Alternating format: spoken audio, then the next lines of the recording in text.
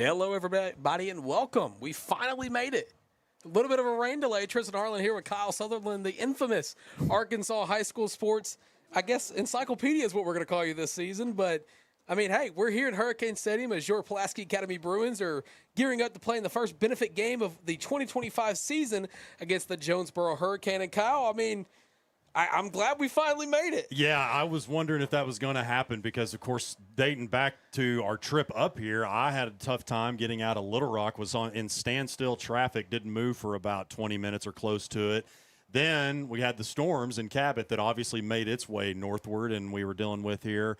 So I think that, and I was telling you guys and a few others this, I think every broadcast that I've, whether benefit game or the opening game, I have brought weather with it. So hopefully we get that out of the way. It's gone by Joe T. Robinson next week, and we'll get to see a look at our new look Bruins here in just a second. Yeah, and of course, our producer, Will Watkins, is messing with the camera, so if you see it kind of shaking, don't adjust your TV sets, ladies and gentlemen. We're getting everything geared up for you in these, I guess, new era, PA Live. And, man, I got to tell you, going to practices in the preseasons got me geared up for some Bruins football. Yeah, I'm looking really forward to it. It is, in a way, a new-look Bruin team. I guess this is, year 5 for Coach Anthony Lucas. Had double-digit win seasons every single year. Obviously has 2 state championships to his name in that tenure. But when you think about the team overall, a lot of new faces. I've followed this team throughout the entire 21st century, and Tristan, I will say that this is probably the most new faces that I've personally ever seen. Of course, the biggest question going into the season, at least from my standpoint of things, Kyle, is the quarterback, Will Swoboda. What is he going to do? Switching from receiver, the UCA baseball commit? I mean, things have got to be gearing up for him this season in his first season as the guy for the Bruins. That's right. Pitcher there that you said committed to UCA and has been a great receiver, made some all-state list. I know that he had over, I think, 1,000 yards, if I'm not mistaken, the past 2 seasons. I know he did last year. So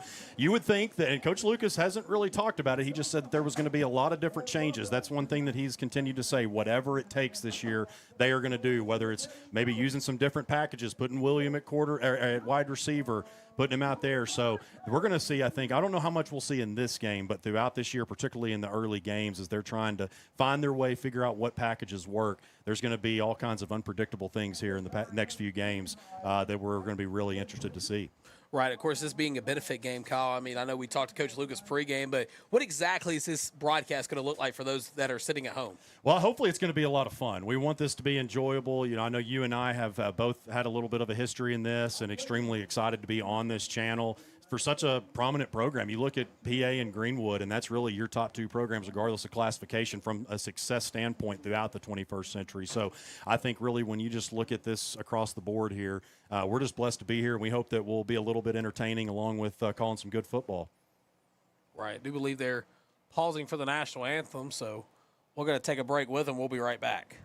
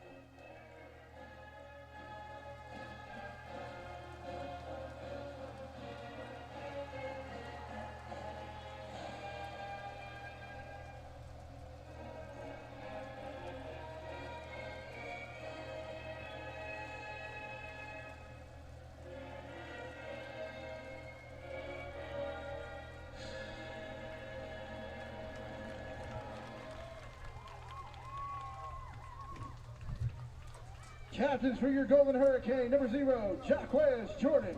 Number 1, TJ Brown.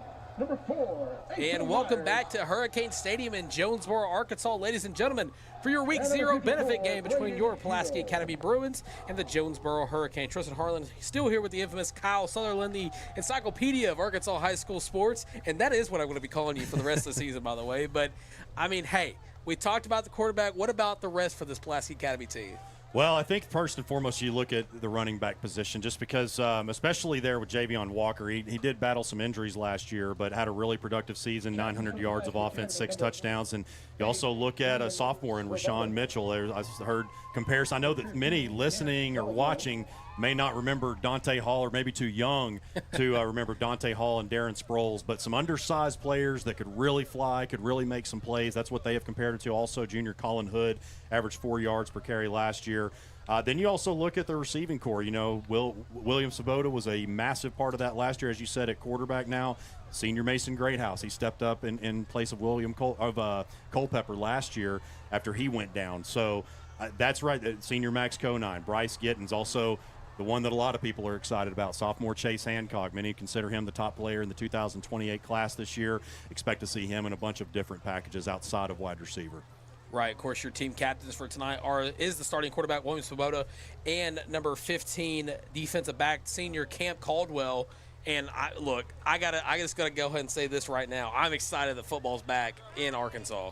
Yeah, I couldn't be more excited. It seems like I always compare it to Christmas because we wait for Christmas to get there, and then it's just such a blur. That's kind of how football season is. Right now we're playing this benefit game, and then we're going to blink, and then we're going to, not to wish time away, but we're going to be in the middle of the season before we know it. So you just try to soak in every bit that you can, regardless of what the weather is doing. Of course, but, I mean, hey, talking about the schedule for this Pulaski Academy team this year, I mean, 3 away games before your first home game, and it's a conference game. I mean, you go on the road to play Robinson, then you go out of state to play West Monroe in Louisiana, then you travel straight to Texas to play Highland Park before you ultimately come home on a Thursday, might I add, to play the North Little Rock Charging Wildcats. Yeah, what is it, September 25th or maybe the week before that, but late September before we have a home game. I think there's only 4 home games total this year, so that just adds to it right there. There's a lot of people that are doubting this team right now. And, look, I think it's fair to ask a lot of questions just because of all the new faces that you have. But when you look at this PA team, again, I keep saying the 21st century just because of all the dominance that there has been. Every year they seem to prove. Last year people were questioning what are they going to do in Class 7A. Win 10 games, they go to the semifinals. Year before, really the last 2 years before that, when they were in 6A, won a state title out of that and made another deep run. So year in and year out, this team continues to show people what they're made of, and Coach Lucas has talked about he loves being the underdog. Right, and here come your 2025 Pulaski Academy Bruins varsity football squad, led by, of course, as we already mentioned, head coach Anthony Lucas, offensive coordinator Adam Thrash, offensive line coach Jared Barnhill, running backs and D-backs coach Jamal Jones, of course, Anthony Lucas, the receivers coach, offensive assistant Coach Allen, and linebackers Madison Taylor, defensive line Tree Adams, and the athletic trainer Nate Moody. That's your coaching staff for the 2025 season as we're awaiting kickoff here from Hurricane Stadium. Anthony Lucas, 45-8 in 4 seasons, 2 conference titles, 2 state titles. Was on staff for, I believe it was 9 years under Coach Kelly at wide receivers coach. Also won quite a few state championships during that time. No stranger to the game of football, legendary Arkansas Razorback as well. Yeah, made a lot of great plays for the Rays. Still at the top of a lot of categories in the record books there. And I can't ever forget. I know that everybody watching this knows about the Tennessee game in 1999. Except for maybe you. I know that was a little bit before my time. You saw the highlights, though. That's when they were still putting the highlights on a VHS tape. Yeah, this is a PA team that, I talked about how all the new faces lost 21 seniors. They're coming into the season ranked 9th by Hooten's Arkansas football, 5th best central team, but by the coaches were preseason ranked 3rd in their conference behind defending state champion Bryant and Conway. And, just speaking of the 7A conference, just for a brief moment before we get this game underway, what a tough conference that is to play in. Yeah, that's to me, I think you look at the 7A Central and the 6A West. Those are 5A South is kind of a wild card in there too, with what Parkview has done for the past 3 years. Camden, Fairview, multiple deep runs, Hot Springs, Lakeside. But I think those are probably the top three that you look at, but the 7A Central. And also, too, now that you've got Brad Bolding back in the conference, that's 5, and I talked about this multiple times at media days, that's 5 of the 8 coaches that have at least one state title to their name. Looks like the Hurricane will kick the ball off to start this benefit game. The Bruins will receive the ball first, so we'll have our first chance to look at Will Swoboda this season. Again, just mentioning that he does switch to quarterback from the receiver position this season. He is committed to play baseball at the University of Central Arkansas in Conway. And before we do kick off, I do want to ask to politely request patience. We're still learning, and we know a good bit of the kids on this team, so if we mispronounce anything, we'll get that corrected before Joe T. Robinson, but this is, as the teams are getting to know themselves in this benefit game, we are also doing that. So we ask for patience in that regard. It's like Alex Glomsky will be the man charged with the duties of kicking the ball off to start this benefit game. And here we go. The 2025 season has officially begun for the Pulaski Academy Bruins, and that one's going to bounce all the way back to the 5. And it'll be down. So here comes the Pulaski Academy Bruin offense led by William Swoboda. And special teams will not be live, so they're not going to tackle to the ground. And the format for the game is varsity is planning to go for the first 3 quarters, and JV will take over in the 4th quarter. That's what we were told by Coach Lucas. Of course, the Bruins wearing their white tops and navy blue pants with a gold helmet tonight. Great look here for the PA Bruins.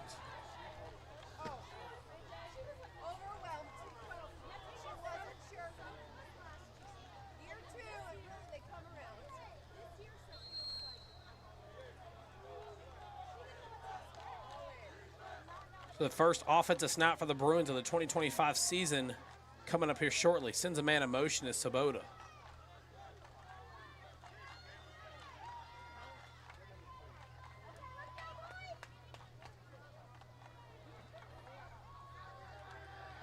Hand the ball off, and that one's not going to go anywhere before the eye of the Hurricane wraps around the Bruin running back and wraps him down. And I think that's going to be one of the biggest questions, or is one of the biggest questions coming into this year, Tristan, is this offensive line is going to be undersized. And so that's going to be one of the biggest things as we. That's a wild formation to start the season off, and Swoboda's first pass of the season will be complete, caught by number 9, Bryce Gittens, the junior receiver. And so you'll see different formations like that, just trying to mix things up. And I try to get that out before they run another play. Hand the ball off here around the outside. They'll try to cut back. Nowhere to run. A host of Hurricanes wrapping him up and tackling. First 4th down for the Pulaski Academy Bruins. That's ran by number 6, Javon Walker, the junior tailback. Looks like Coach Lucas will keep his offense on the field here.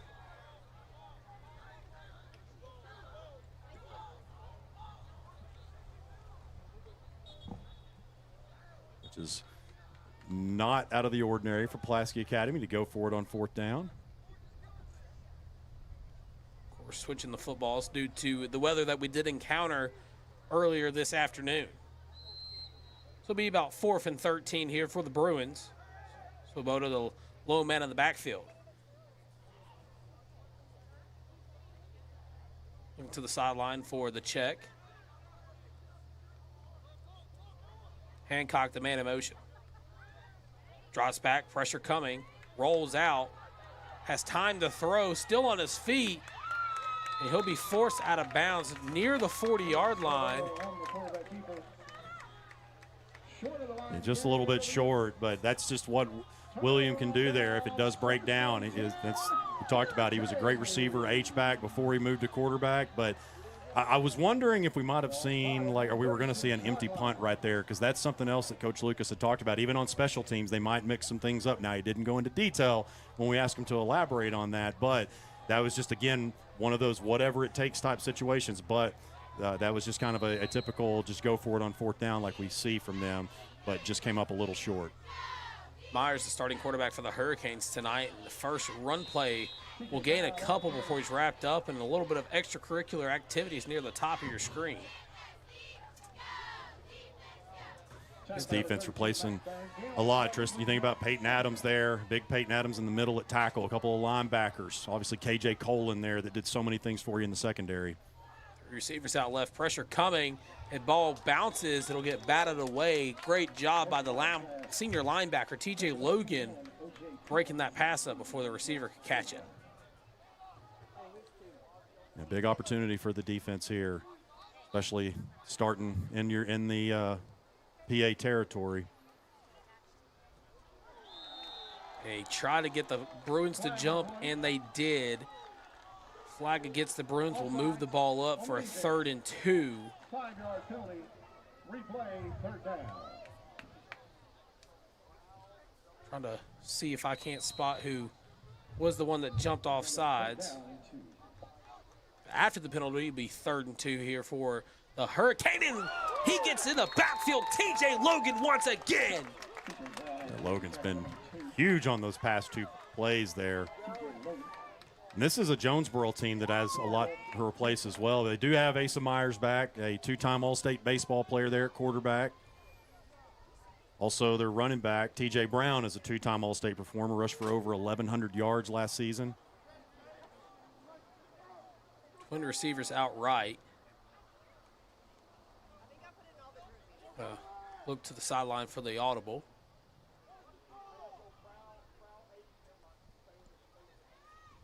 .9:30 left to go here in the first quarter of play. Low snap. Quarterback going to drop back. Has his receiver on the sideline. Caught by Fisher. It's going to be enough for a Hurricane first down. And they're going quick. Low snap. Hands the ball off. Around the right. Finds a hole. Bouncing off of the Bruin defenders before he's finally brought down just past the 20-yard line. That was run by T.J. Brown. And they're once again back in the hurry-up offense. Handed off to Brown once again. Brown steps left where he's brought down by number 32, Max Burns, sophomore linebacker. And they're going, Kyle. They are going. Yeah, we got 2 fast-paced. We knew that PA was going to go fast. Run a little RPO action there before 3 Bruins brings him down. I believe Owen Smith was the first Bruin that made contact with Brown on the play. We knew PA was going to go fast, but Jonesboro running a lot of tempo as well, slowing it down a little bit here, actually making my job a lot easier. I don't have to say a whole lot.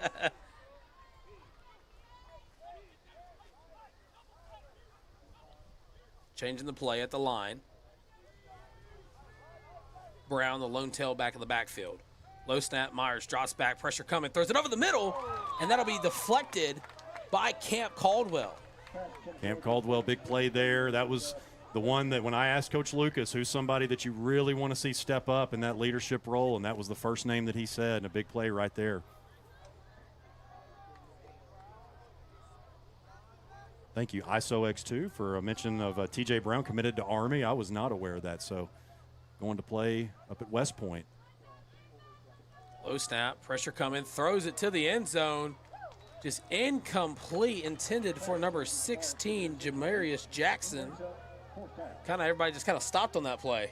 Yeah, now there's a big chance at a 4th down stop, right? And, man, this would be massive, obviously, just to get a stop here, but especially to hold them when they started in your territory. So just want to remind everybody that special teams plays are dead, so they'll get a free opportunity at the kick here. So they're going to go for it. I was thinking they might go for it.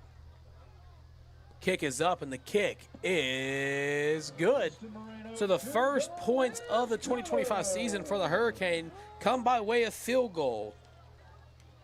I'll be honest with you, Tristan. I'm sitting here talking like they're going to go for it because they were going so fast like PA was. I'm in that mindset. I'm like, oh, well, they're probably going to go for it themselves, but they went ahead and took the points. I believe that was number 42, Silas Nails, on the kick.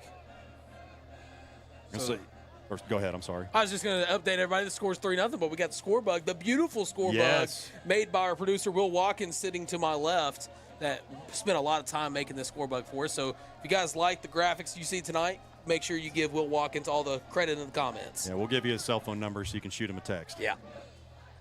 No, but I was going to say that, small victories here. Yeah, I know that they got 3 on the board there, but you consider the fact that you got that penalty and you got that stop right there. So small victories and really a defense that's trying to figure itself out.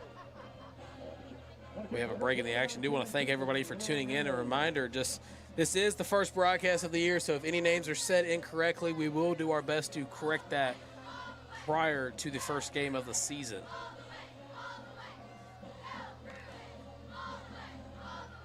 Oh, speaking of Peyton Adams that I mentioned earlier, he's in. Thanks for the mention. Glad you're watching. Enjoyed covering you during your time at PA. He was a player, man. Great player.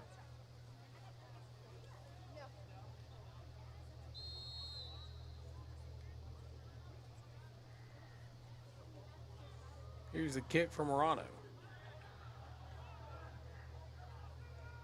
Teams are dead, so the Bruins will start once again on their own 5. First drive of the game did not go the way that Coach Lucas wanted it to go for his team. Back to the offensive line. This is what I was saying. It was even said by Coach Lucas that they're probably going to be the most undersized offensive line in Class 7A, and it's not necessarily uncommon for PA to have undersized offensive lines. You've seen them still thrive with that, but that is one thing to watch. 3 receivers out right. Swoboda drops back. Pressure coming. Throws a zip. It's going to be caught by his receiver, number 7, Mason Greathouse, the senior, who we've already mentioned once tonight. Yeah, that was one that you think about the next man up mentality. He certainly was the definition of that last season. Rolls out right. Just shovels it to Walker. Seen that play in practice a couple times, and if it develops the way they want it to, that's gonna be 6 every time. Yeah, he's got some wheels, and I'll tell you, you wear 6 for Pulaski Academy. I mean, you've earned your stripes as a great player, and he stays healthy. He's going to have a big season. Quick drop and just too low of a pass by Swoboda, and that one's going to be incomplete, intended for Gittins.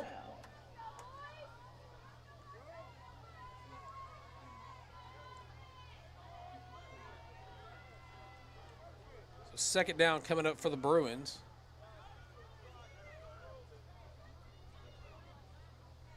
Three receivers out left.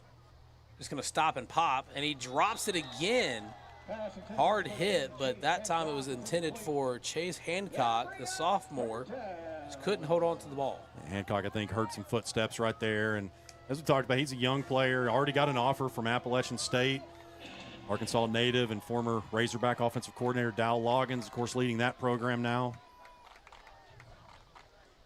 10, Swoboda's going to roll out, stop, he's going to pop, and that one's going to be broken up by number 17, Jalen Alexander. So 2 drives and 2 drives stall out on 3rd down, so another 4th down will come up for the Bruins, and they will elect to go for it for the moment, as Swoboda is still on the field. Of course, Gittins, the receiver closest to your bottom of your screen.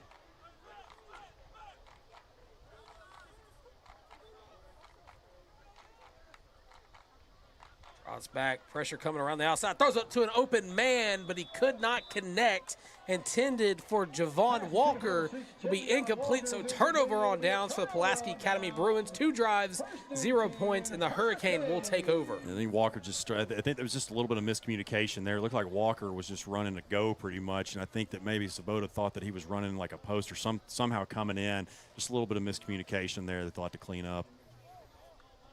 So after the incompletion, the Hurricane take over in Bruin territory on the 40-yard line. Of course, they're up 3-0 after the great first drive from Myers.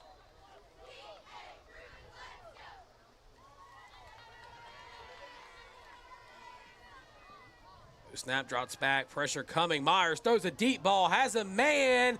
That one's going to be caught off the 1 before he's brought down. A touchdown-saving tackle.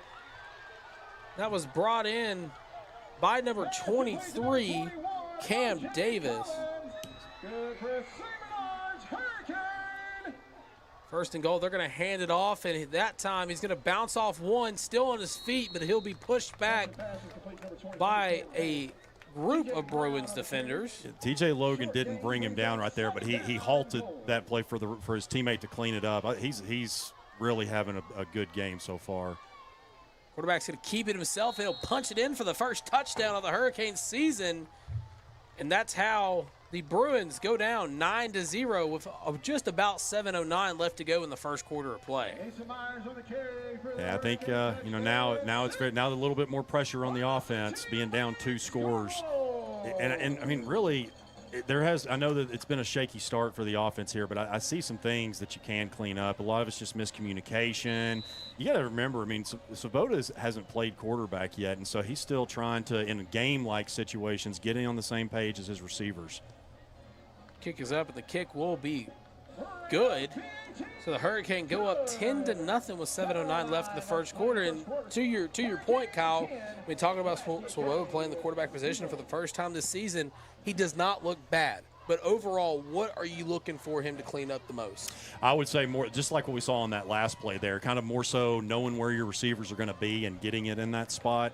I mean, you've had 2 drives thus far, and that's what this game is exactly for. That's what the coaching staff had talked about. This was and I'm quoting, big game just because they're just trying to see what they have with so many different guys, figure out what packages they're going to use. So I think that really just more than anything, everybody's just got to settle down more than anything. Right, 7:09, 10-0. Tristan Harlen here with the infamous Kyle Sutherland, the encyclopedia of Arkansas high school sports. We're going to have to get that put on a T-shirt for you or something. I can't wear it. Man, there are a lot of other people that have that title before me, especially with this time of year. I've got to give our shout-out to the Barry Grooms, man. I'll tell you, if I don't know something, it's either him or Leland Barclay, which Hall of Famer Leland Barclay, as of recent, was inducted. Those are my 2 guys that I'll get with if I don't know something. Of course, still, as I mentioned, 10-0 the score. The Bruins have had 2 drives thus far and have amounted 0 points and 2 drives that have stalled out for the Bruins as well. Kick's going to bounce at about the 28-yard line, and it'll roll out of bounds for a flag, and this will be the best field position the Bruins have had all benefit game.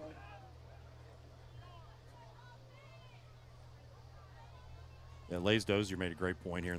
Wide receivers, they need to run a route, and that's something I think, too, back to what I was saying about Svoboda, just trying to make sure that he throws it to where his receiver's going to be, not where they are. That's something, too, that the wide receiver has to kind of know where he's going to put it, and that'll come with time.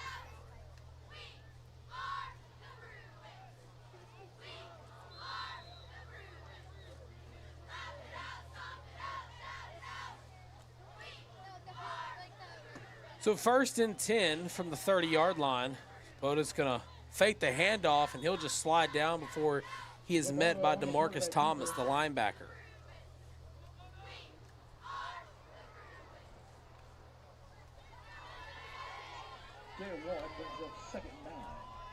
Second and 9 coming up here for the Bruins. Walker, the lone tailback of the backfield. Svoboda throws a deep bomb, has a man closely guarded, incomplete. Intended for Chase Hancock there. It was good coverage by Jalen Alexander there, but that's just another one right there, just a little bit overthrown. So I think that really, once again, just back to where they're going to be, just kind of missing a few here. I do want to take a second to remind everybody that tonight is a dialed back broadcast. We're not showing you all because we want you to tune in this season to see what we got in store for PA Live. A little quick pass, and that one's going to be caught on the sideline by Bryce Gittens. Wynn Wilson threw that pass, and he's 1 for 1 tonight. Hey, and that's the thing too, just getting a little bit of a rhythm here, and that'll really give the offense, especially for an offense that moves this fast, just to get a little bit of confidence. First down, Swoboda's going to roll out, try to pitch it, but he'll keep it himself around the outside before he'll run out of bounds at about the 45-yard line. And I think that's something we could see a lot of this season too, is him tucking the ball just the way he's able to use his legs.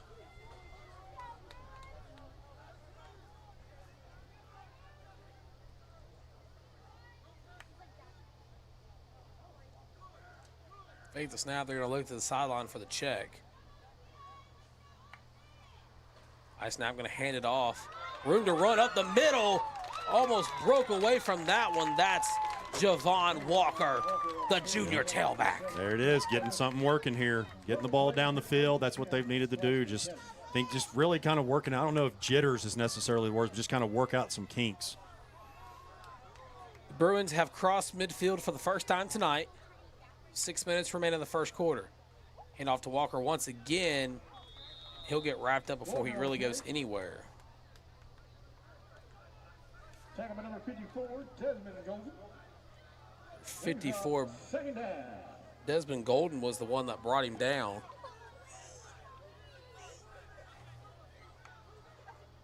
He's going to take the snap, directly throw it. It's going to be caught, still on his feet, before he's shoved out of bounds. That's Mason Greathouse with the grab. Yeah, that's something else that we'll need to see more of too, Tristan, is maybe on these curl routes, just the receivers being able to do some stuff after the catch, especially early on as he's continuing to mesh with all of his guys. The Bruins are driving down the field. It's 3rd and 3.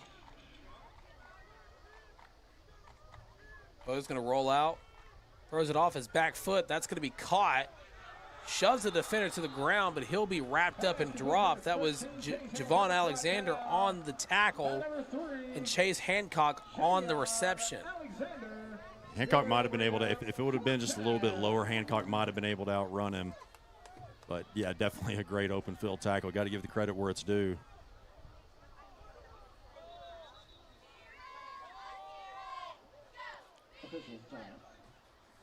Officials timeout here. I want to thank everybody for tuning in to tonight's benefit game. The Week 0 matchup for the Pulaski Academy Bruins ahead of the 2025 season.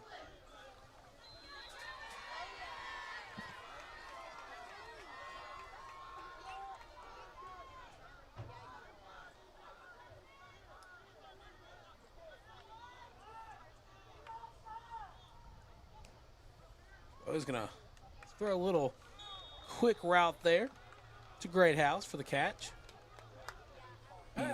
Not enough for the first down, so the Bruins will turn it over on downs, and here come the Hurricane.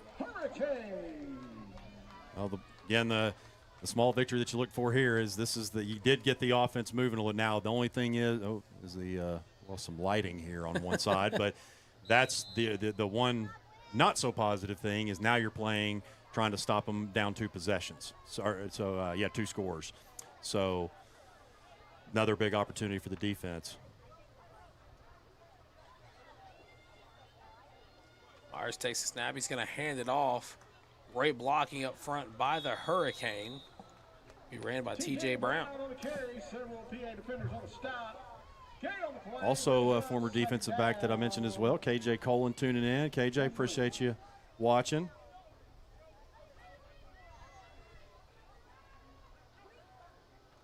Myers going to take the snap. Pump fakes once. Is going to roll out. Has open field ahead before he slides down past the 50. Enough for a first down for the Hurricane. Sold the fake really well.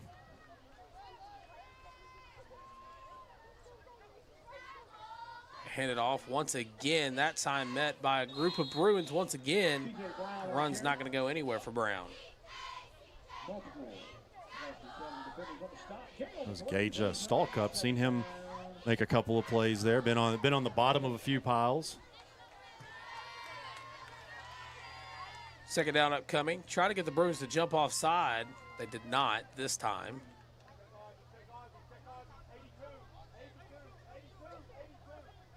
Should from the D-line. Low snap. Myers is going to drop back. Throws another deep ball. Just overthrows his receiver.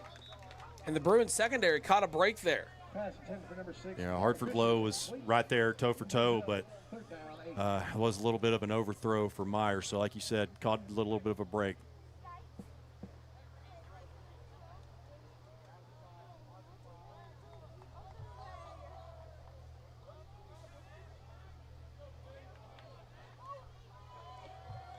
Third and 8 coming up for the Hurricane. Quick pass, hit at the knees. Will be caught by number 18, Clarence Mutcherson. Or excuse me, that was Luke Drum on the catch. Number 18, Luke Drum, 1st and 10, Hurricane. Hit off once again around the right side. Room to run, breaks away from a couple Bruins. Who he's brought down ultimately by Max Burns. Yeah, it's something. Certainly can't try the shoestring tackles on T.J. Brown. He's an all-state or 2-time all-state performer for a reason, and he's typically going to run right through those. Hand it off once again, just punishing the Bruins defense right now is TJ Brown. Brings up second down. We got a little break. I want to thanks everybody for watching Bruin football all on PA Live and on the Natural State Sports Network.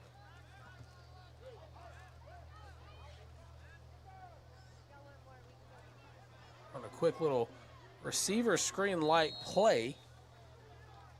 Caught by Jamarius Jackson. Number 16, J.J. Jackson.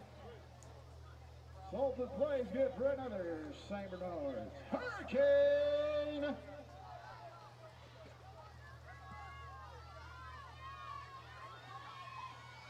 Handed off once again. The Hurricane has switched to a straight run offense. That was Koa Rockwell. Looks like they checked in there for Brown. It looks like Brown has come back in. So the Hurricane deep in Bruin territory here, up 10-0. About 2:20 remains in the first quarter.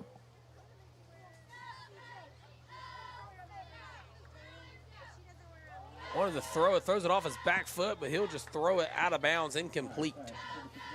Just going to point out, I think I saw a little bit of a hold there on the Jonesboro offensive lineman, but I'm going to leave it at that. Letting them play, I appreciate it. It's a benefit game, Kyle. That's right. I'm not complaining, I'm just pointing it out.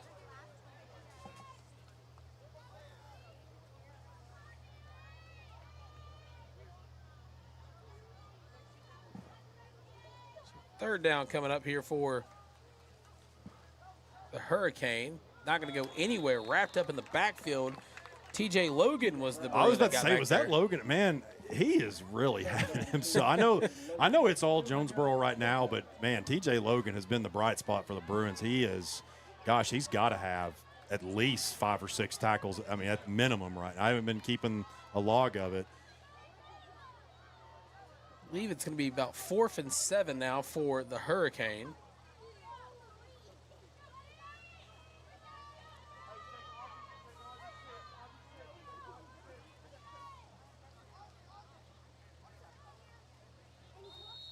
And a timeout's going to be called by the Hurricane. And I want to thank everybody for watching Bruin football all on PA Live and on the Natural State Sports Network. And Kyle? 10-0 ball game. The Hurricane are deep in Bruins territory, 4th and 7. How are you feeling right now?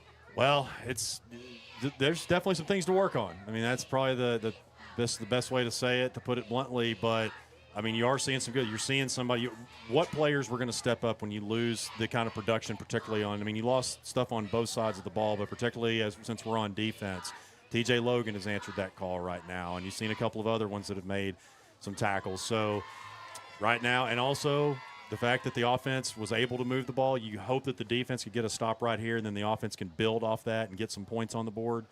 But it's a benefit game for a reason. They're just trying to figure out exactly what they're going to have and what they'll need to do moving forward for the season opener next week. So after the timeout, we resume play with a 4th and 7. Jonesboro up 2 scores. And it looks like they're just going to elect to kick the field goal and take the 3.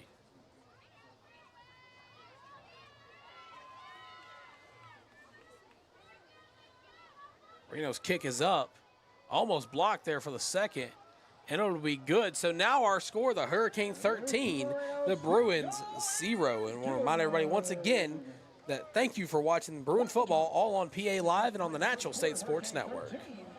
Yeah, just under 300 watching right now. Really appreciate everybody tuning in. You're a part of history right now. I mean, this is not the first ever PA broadcast, but the first ever PA live broadcast on the Natural State Sports Network. So glad that you are along with us, and we apologize for the late start. We would have loved for that not to happen, but we're just glad to be playing football now. It's so great football's back, man. I've been really soaking in the preseason NFL football, but I mean, this time next week, we've got real high school games. Yeah, and hey, listen, you alluded to it earlier, but I'm going to allude to it now. It's like Christmas time here in the South. Yeah. It is, except for minus the weather. It does feel a lot. I will say that the weather that came in, it feels so much better. Like not to get like too TMI here, but I haven't had to use my towel. I haven't sweat once. So it cooled down a lot once that storm come through.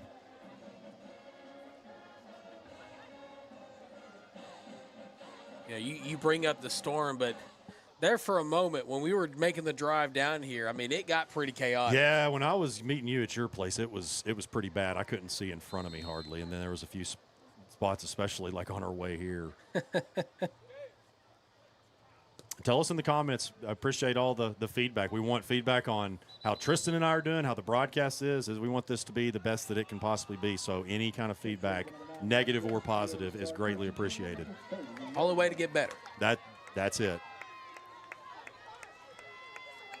So to kind of recap how we got here, of course, Pulaski Academy had 2 drives where they stalled out, turned the ball over on 4th down. And Jonesboro, they've pretty much scored on every possession they've had. Yeah, got 2 field goals and then the touchdown. They had that long pass reception and one-on-one, and then they ran it in for the touchdown. Loda sends a man in motion. To hand the ball off. Cuts back. Oh, and he just slips. The turf monster brings him down. And that's Rashawn Mitchell, the sophomore that talked about that's drawn Dante Hall and who was the other one I mentioned? Darren Sproles comparisons. I was forgetting there for a second, but the turf monster got him right there. Boda, the lone man in the backfield for an empty set. Drops back, pressure coming, throws it off his back foot. That one's just going to be incomplete, intended for his receiver, but a flag comes out. I wasn't going to say anything, but that's the first flag that I wasn't going to be that guy and said, we haven't had any penalties yet, but there is the first flag of the game. Or was there second? There was a flag on the kickoff out of bounds. Oh, that's right. Okay, see, I'm already. I get one mess up a season. There's my so I've already ruined mine. So. Of course, we are missing the 3rd member of our crew, Blake Amsler, on a work trip to San Francisco. Hope he's doing well and enjoying the broadcast. Based on the picture we got, I think he's doing just fine. But you got to be careful he doesn't get put in a specific place that he included in the picture. I was really jealous. I've always wanted to go to Alcatraz. That's one we saw Alcatraz in the background, and I think you got to from what I've heard, you've got to reserve that like a year out. Like it's crazy how popular that place. It's not really shocking. It's a great tourist location, but yeah, I've always wanted to go there.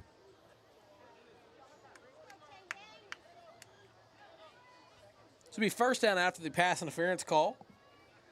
Moves the ball up for the Bruins.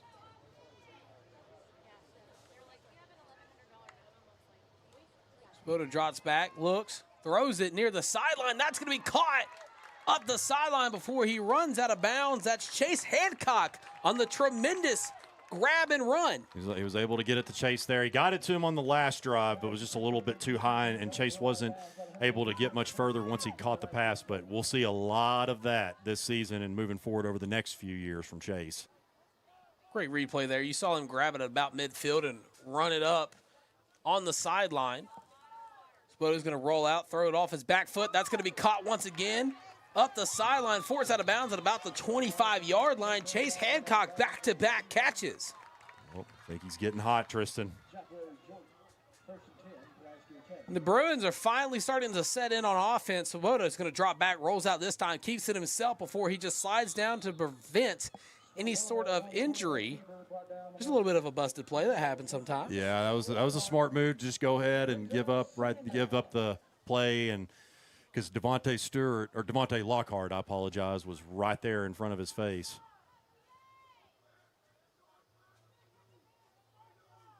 Trips out left. Swoboda drops back, looks to the right, throws a rocket, and that one's going to be intercepted. Threw it right to him. Down the sideline, breaks one, cuts back, tries to break away from another one. That's going to be intercepted by number 18, Clarence Muncherson. Yeah, just little, I guess you could say, just some miscommunication right there, and that's kind of one of those one step forward, 2 steps back. The good thing is that the offense was moving the ball for the second straight drive. It's just they haven't been able to get it down there and find the end zone. Of course, you talked about your one mistake of the season, and we're going to give that an old mulligan for Will Swoboda. Because you really need to get. I mean, that's one thing you've got to do, especially with a dynamic playmaker like Chase Hancock. You've got to really start getting him involved in the game. So that's something else too. Is that you got 2 receptions on that one and did some really good things with them. So they're starting to figure out themselves a little bit more.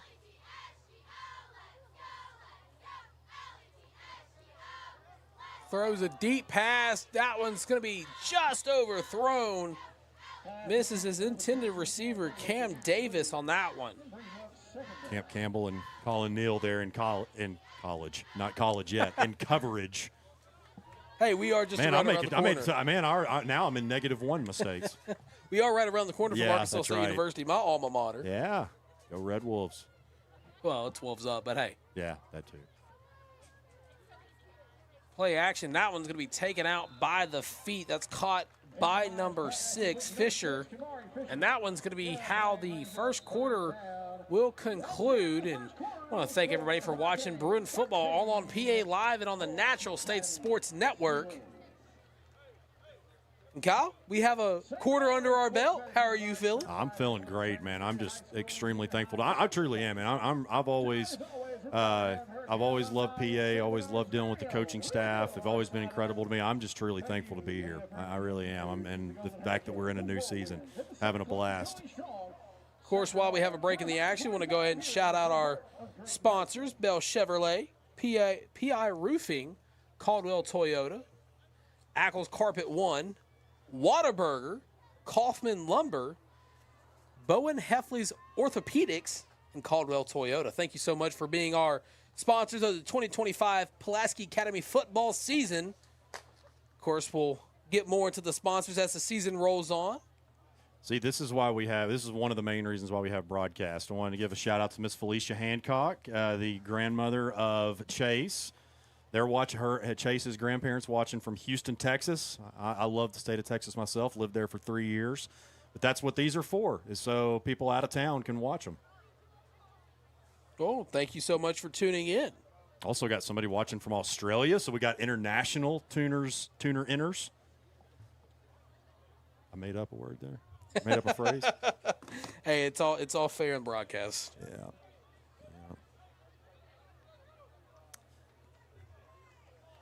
As we are about to begin the second quarter, I want to remind everybody that you're watching some PA football on PA Live and the Natural State Sports Network. Tristan Harlen here with the infamous Kyle Sutherland. Not going to say your nickname this time. Not going to say it. Well, we've got a few of those, but I don't know if all of them are appropriate for broadcast. I'll call you PBS Kyle. You know what PBS stands for. I do love my folks at PBS. They've always been great to me.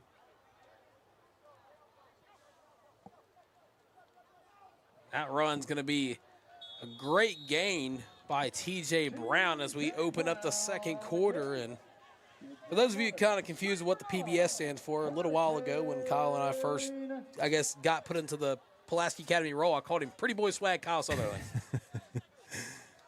So now every time he calls me, it says PBS Kyle. Yeah, I like it.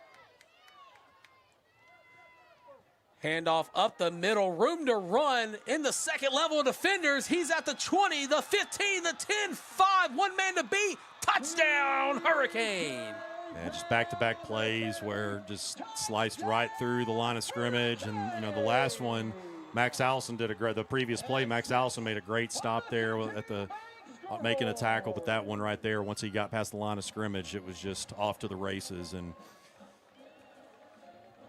this is a really good running back. You're going to face a lot of those this year, but yeah, it's a tough break. It was a great run. All's fair in love and war, but you like to see that from a competitive standpoint. Of course, you hate to see your Bruins give up a big run like that, but for a benefit game, kind of working out all the kinks, it's bound to happen sooner or later. I'll be honest with you. I don't. Well, yes, there have been some things that you're like, okay, yes, this has got to be corrected. That's got to be corrected. I never judge a benefit game one way or another, just because it's a totally different type situation. Nothing is on the line in terms of playoff seedings or anything like that. It doesn't count towards your win-loss record. So, yeah, plenty of things, and that's what they're for. Is essentially some people even I've heard referred to as learning lesson games. Well, after the PAT, it is 20-0 The Hurricane up 3 scores now against the Bruins.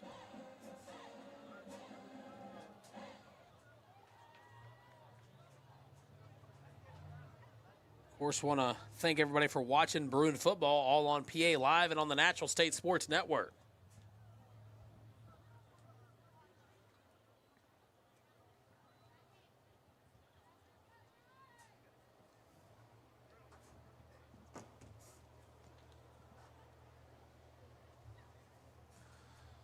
We await the kickoff from the Jonesboro Special Teams Unit.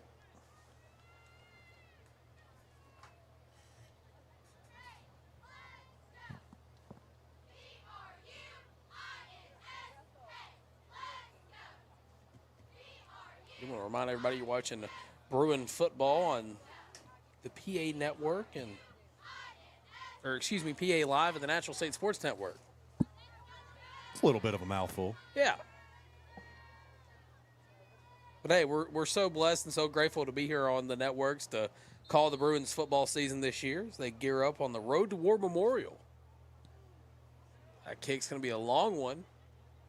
Fielded at about the 10-yard line. Of course, it will be dead due to this being a benefit game. But once again, here comes your Pulaski Academy Bruin offense. And despite the scoreboard reflecting a 20-0 deficit, there has been some upside for the Bruins. Yeah, there has been. And I know that was a really tough break on the interception on the last offensive drive, but considering the fact that there was just really nothing going, I mean, literally just was not able to get the ball really forward a whole lot on the first 2 drives. And then on the last 2, you've seen some progress. Now it's got to get some time where you put some points on the board, so that way you break this goose egg. So he's going to fake the handoff, throw a low one, and that's just not going to hit the mark. Intended for Gittins on the play. Also, shout out to our guy Lee Busby, who's watching as well. Kel Busby, his father, former quarterback for PA. Great to hear former players watching our broadcast. Yeah, I love it. Spoda's going to throw it off his back foot, and he's going to get leveled near the 25-yard line. Walker on the catch, not going to go anywhere on that play. Kel Busby, also the cousin of William Svoboda. Okay. So, very athletic family there, to say the least. I understand you maybe played one of them during your playing days? No. I'm a lot older than them. Third long here for the Bruins. Svoboda's going to throw it off his back foot. That's going to be caught by Greathouse. Not going to have enough for the first down, but the Bruins are going to get on the ball and go for it here. That's the one thing. I've been so interested to see what changes we might see special teams-wise, whether it's punting or whatever. We're not going to see that until special teams are live, and we're obviously seeing them go for it on 4th down here.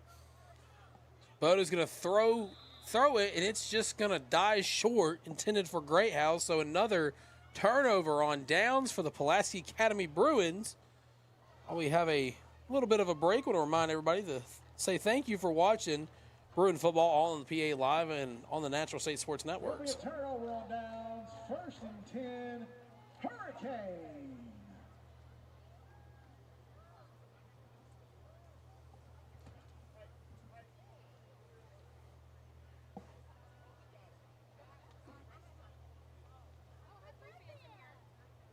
Not your typical high school football night, it being a Tuesday and all, but it's a beautiful night here in Jonesboro, Arkansas.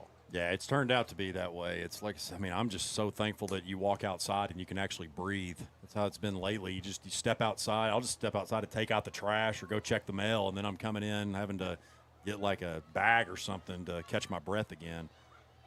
Well, the beautiful thing about it, Kyle, is it's sports, and everybody's got to have fun. That's it. As there's a flag on the play. PI roofing flag, might I add.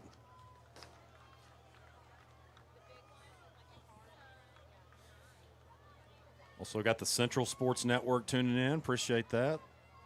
You guys do a great job. Take a moment to shout out my former sports media instructor at Arkansas State, Dustin Sullivan, my mentor. That ball is going to be a deep ball, laying it up there, and that one's going to be incomplete, intended for Madison Clark on the play. I think that's what we're seeing from both of these. Obviously, Jonesboro has been able to move the ball and get it in the end zone, or in some cases through the uprights. But there's also, too, with Asa Myers, you're still seeing a little bit of overthrows and some things that he'll have to get cleaned up as well. So while Jonesboro has the advantage right now, both on the scoreboard and the way that they're moving the ball, I think we've seen plenty of things from both these quarterbacks they can work on. Myers is going to fake the handoff. Pressure coming. And he just dumps it out, and it was almost complete. It'll fall to the turf.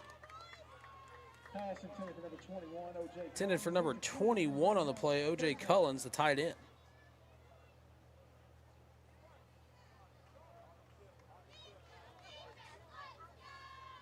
Thanks, everybody, for, again, watching Bruin football on PA Live and on the Natural State Sports Networks.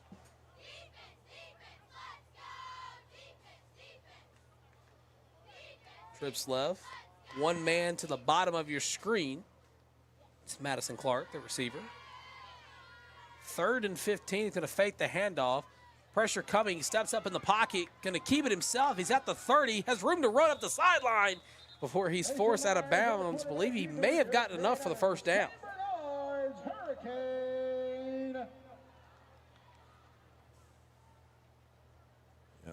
And that is a first. 1st and 10 on the 17. Be 1st and 10 on about the 17-yard line after the quarterback keeper. Myers is just going to hand it off around the right-hand side. The gang of Bruins is going to bring him down shy of the 20.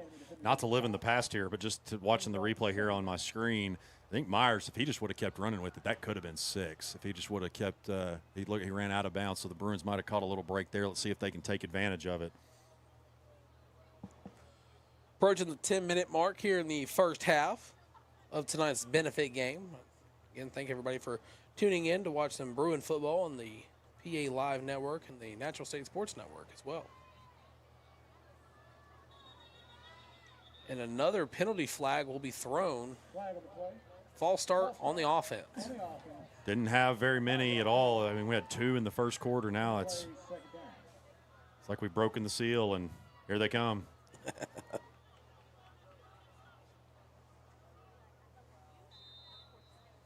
You know, you talk about high school broadcasts as a whole, but, you know, I got to take a second to shout out the sports media department at Arkansas State University. No question.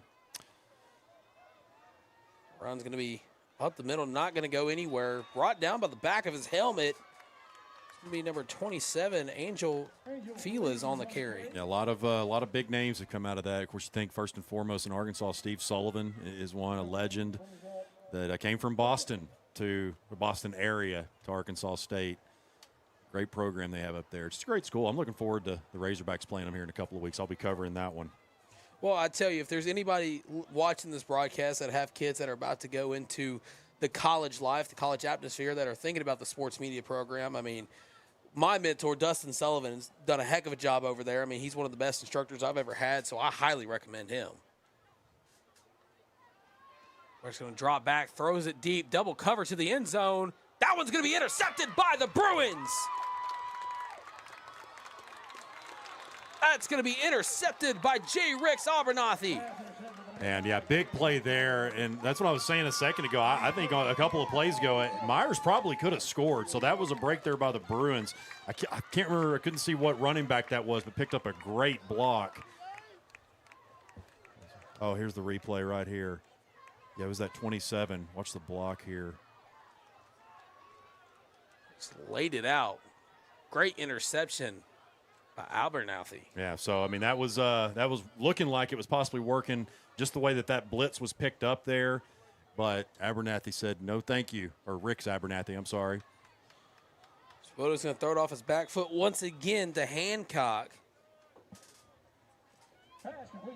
After the turnover, I want to thanks everybody for watching Bruin football all on the PA Live and on the Natural State Sports Network. Swoboda's going to hand it off. Little sweep action. Going to be met by the eye of the hurricane there. On the carry is Hancock.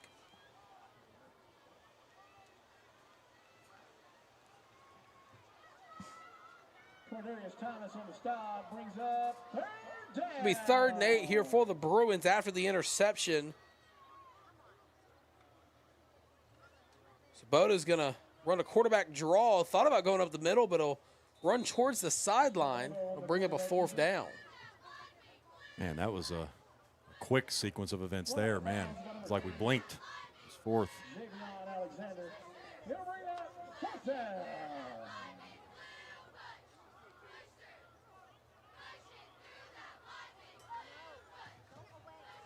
So 4th and 4 coming up for the Bruins, deep in their own territory. Sends a man in motion. Of course, Walker, the only tailback in the backfield, was Sabota. 3 receivers outright.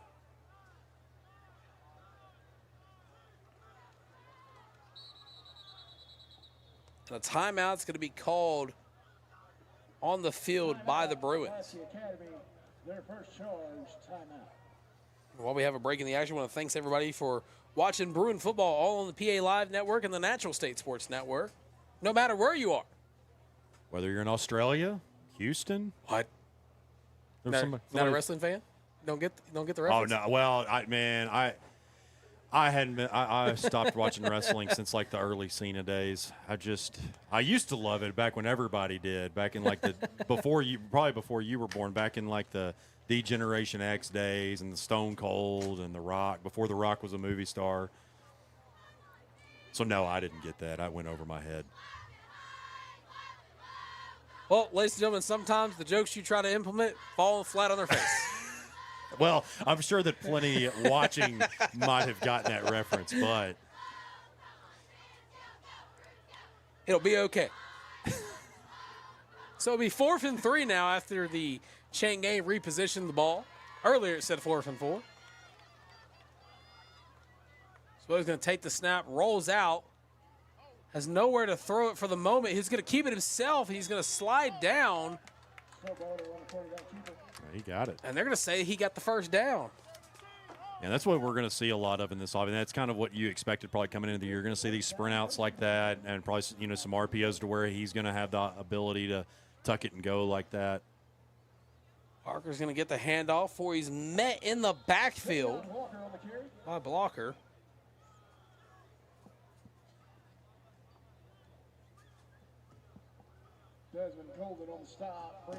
And that is one of the underrated factors of a quarterback that used to play receiver is obviously he knows the route tree. So Right. that's something else coming in that gives him a little bit of an advantage. Be about 2nd and 11. Swoboda's going to drop back, throws it cross body, and that's just going to be incomplete. Pass is incomplete. And it'll bring up 3rd down. So the Bruins now face another 3rd down deep in their own territory.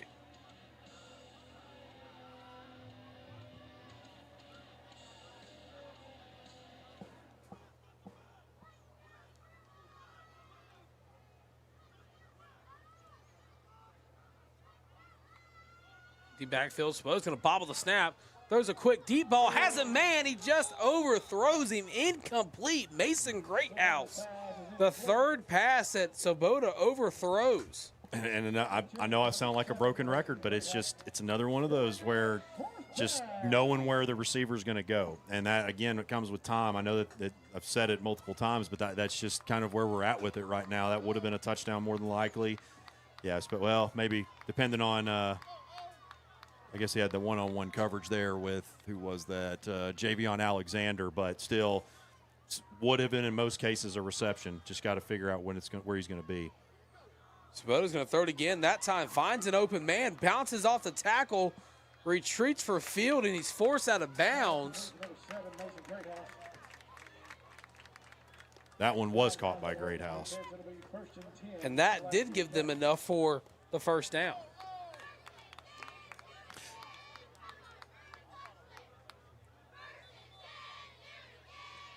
Timeout's going to be called on the field by the Hurricane. I'll take a second to thank everybody for watching some PA football on the PA Live and Natural State Sports Network. While we have a break in the action, I want to shout out our sponsors, Bell Chevrolet, PI Roofing, Caldwell Toyota, Ackles Carpet One, Whataburger, Akel's Carpet One, excuse me, Whataburger, Kaufman Lumber, Bowen Heffley's Orthopedics, and Caldwell Toyota. Oh, man, what a burger. Whataburger's gas. So good. Man, their breakfast is just – I love their burger. I actually had their burger. I had one for lunch yesterday. But, yeah, the honey butter chicken biscuit, the jalapeno cheddar – I think the jalapeno cheddar biscuit is still on the menu. See, when I was in Texas, we had them at every corner, so it was really dangerous. All right, Grandpa. Yeah, Back in my day. I'm back in my day. Well, this was only like 5 years ago. You were still in high school, but – Yeah, that is true.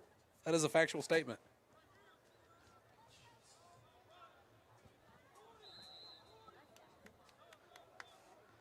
Anyways, after the catch and his first down, 1st and 10 for the Bruins.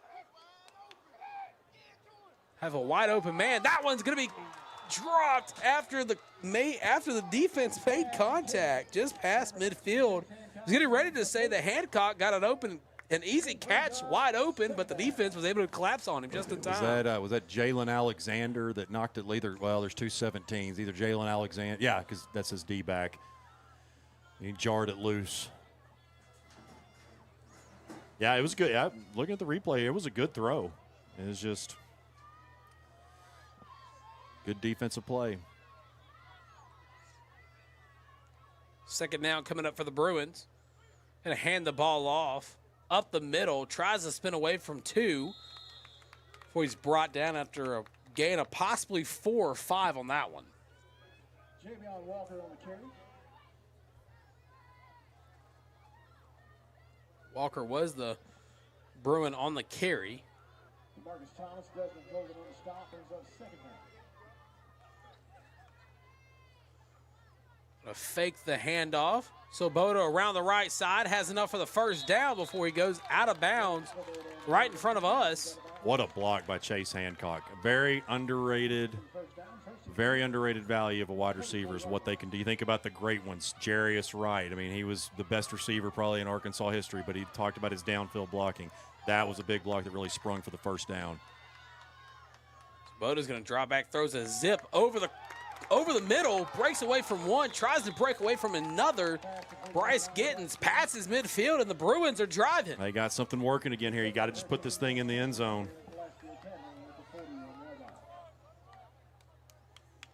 Swoboda drops back, pressure coming, throws a screen pass off his back foot. Walker has it.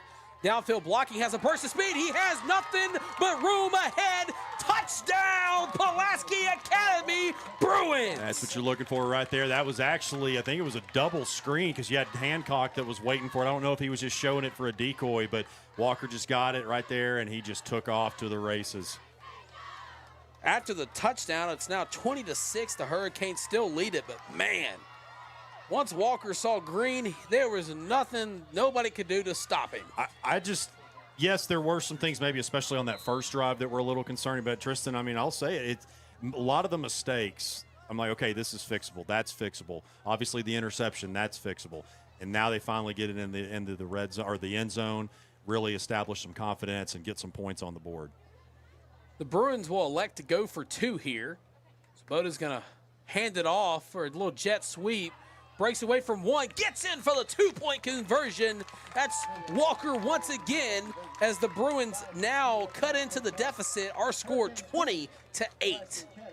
Well, thanks everybody. Thank you everybody so much for watching some PA Bruin football on the PA Live and Natural State Sports Networks. An observation that I've made, and I don't know that I've covered a lot of PA games in my time, and I don't know that I've ever seen offensive coordinator Adam Thrash in the box. He's usually on the side. I don't know if that is just for now or if that's going to be permanent, but that's an observation that I've made I have not seen in the past.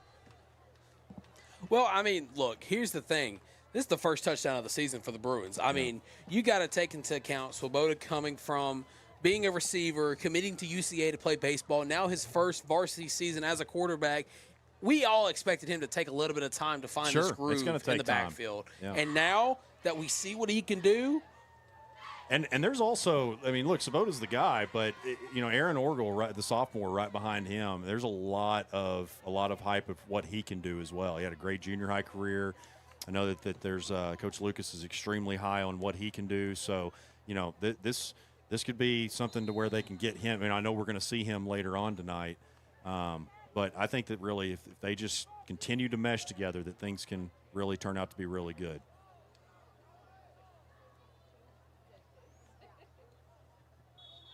And the Bruins elected to attempt an onside kick there. Well, I mean, our producer just told me I was acting surprised, but since special teams were dead, I did not expect an onside kick. Hey, onside kicks and Pulaski Academy goes together like peas and carrots, as our friend Forrest Gump said. Well, sure, but again, with special teams being dead. I'm just egging on like Will was doing.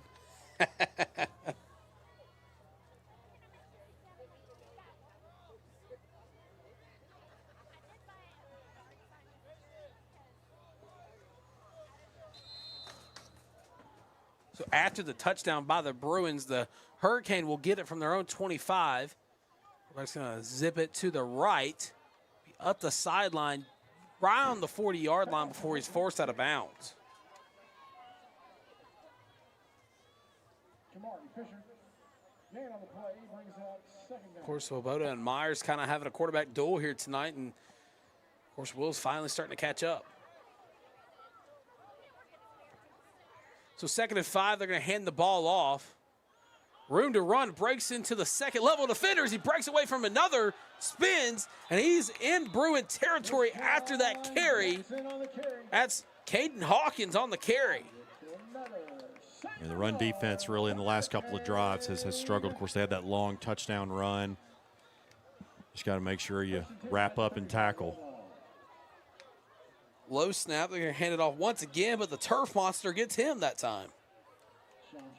Turf Monster with a little bit of help from T.J. Logan on the assist. T.J. Logan's having himself a game. Yeah, he is. 5:16 left to go in the first half of play. Of course, starters will play into the third quarter until the JV comes in for the final quarter.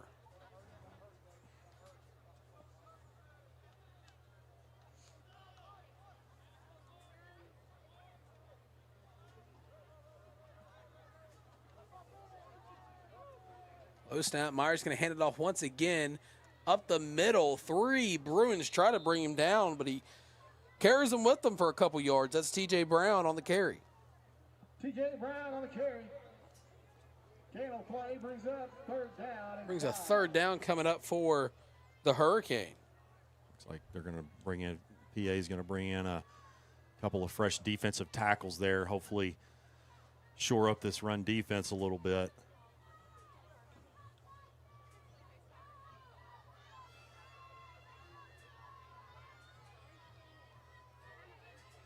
Third and 5. Myers hands the ball off.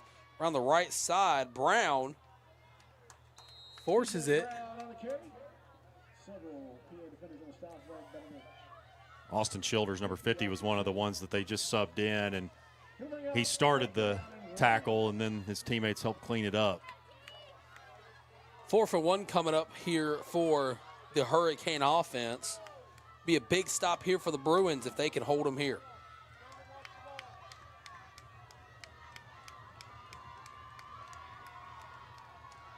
Quarterback sneak, excuse me, and he'll have enough and then some for the first down. Myers keeps it himself, calls his own number. It'll be a fresh new set of downs for the Hurricane. It was a good push by the Jonesboro off. Myers just kept his legs churning. We'll spot the ball at about the 21, 3:27 left to go in the first half of play. Again, want to thank everybody for tuning in to some Bruin football on the PA Live and Natural State Sports Networks.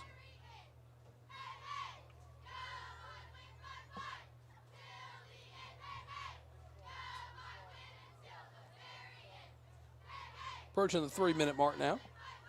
Myers is going to call for the snap, fakes the handoff, throws it near the sideline.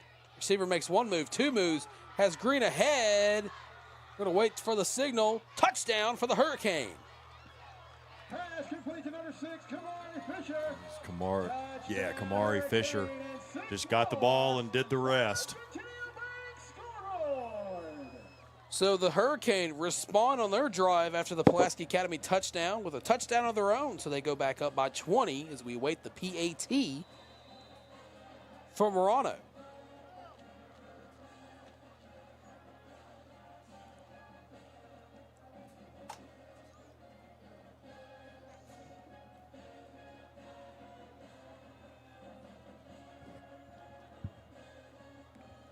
The kick is up, and the kick is good. So now a 27-8 Hurricane lead.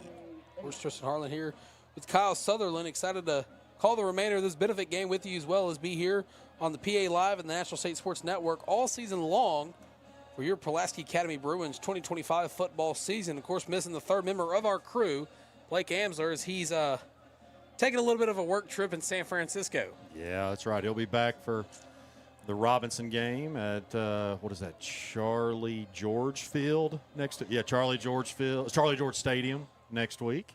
And he says he's not the encyclopedia of high school sports, See, ladies and gentlemen. you sold me out. You put too much pressure on me, man. I'm making all this. See, I don't normally make all these mistakes, but you put too much pressure on me. Oh, that's great. Producer William over here throwing. I thought Tristan was the nervous one, and it's me. It's like I've never done this before. Hey, you're the superstar here. I'm the rookie. No, not at all.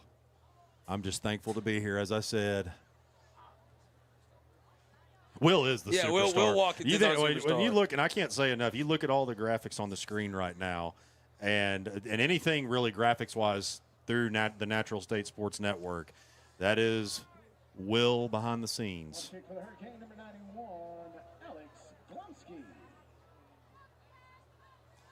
Of course, hope everybody's enjoying the broadcast so far. Let us know your thoughts in the comments. And, if there's anything Kyle and I could do to make your experience better, be sure to let us know that as well. We fielded about the 15-yard line, so here come the Bruins offense once again. Chief Bill, the number 27, Rashawn Marshall, the Pulaski Academy will start first and 10 on the 30-yard line. And this is the best a press box has felt in August ever. Man, this feels like true football. Now, granted, it does help to have an AC like directly behind us. But Sabota drops back, rolls out, pressure still coming, throws it off his back foot, and just too high for the receiver that time. Brings up second down. For number 1, Max Kona, is incomplete and brings up second down.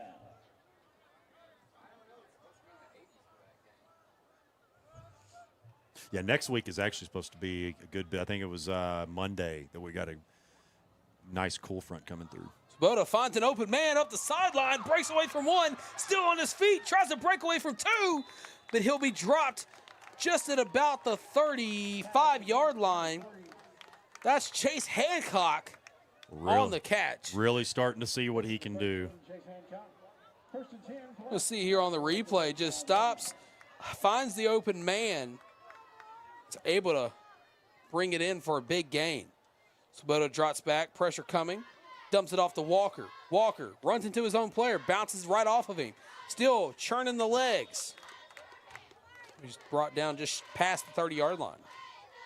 I said it earlier. If Javion Walker, if he stays healthy, I mean, he was really starting to come on last year and hit the injury bug. And so get the handoff there before he's wrapped up in the backfield.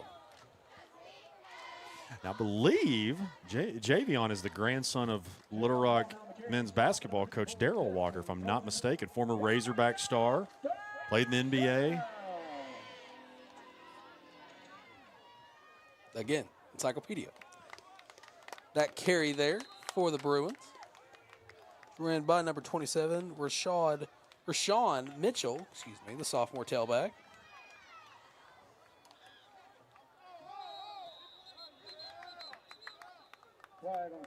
Everybody kind of jumped a little early there. Let's see what the white hat has to say.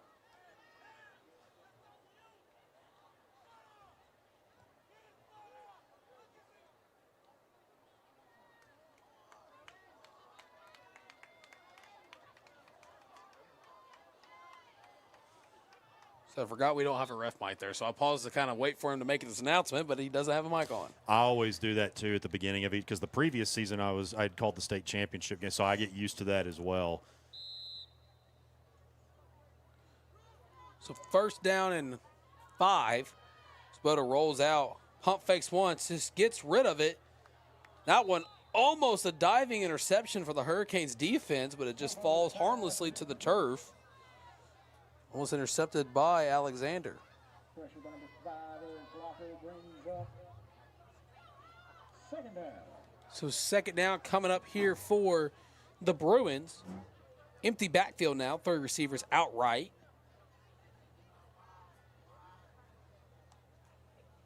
Spoda takes it, looks, throws it to the end zone, and a flag's going to come out. That time it most likely is going to be pass interference. Yeah, no question about it. It was, that's you got to really give some credit. I mean, Jonesboro has played some pretty good pass defense. It looks, I think that DeMarcus Thomas was just a little bit too aggressive. Holding on the defense. So they're getting him for holding, which I did think I saw a little bit of a jersey tug.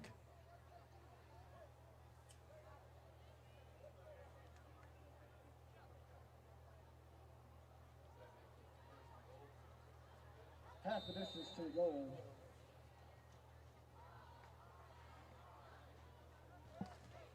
First and goal. So first and goal coming up here for the Bruins. Spoda's going to hand the ball off around the outside. That's Greathouse on the carry. Mason Greathouse on the carry. Brings up second down. So second and goal coming up here for the Bruins.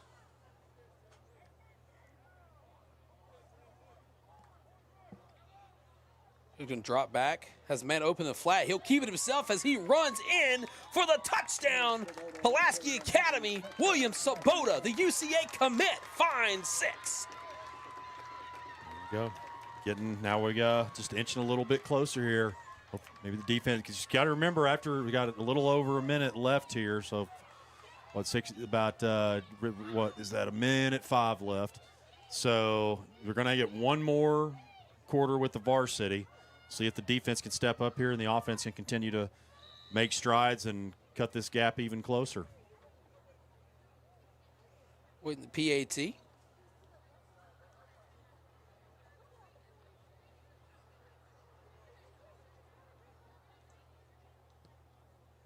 Kick is up.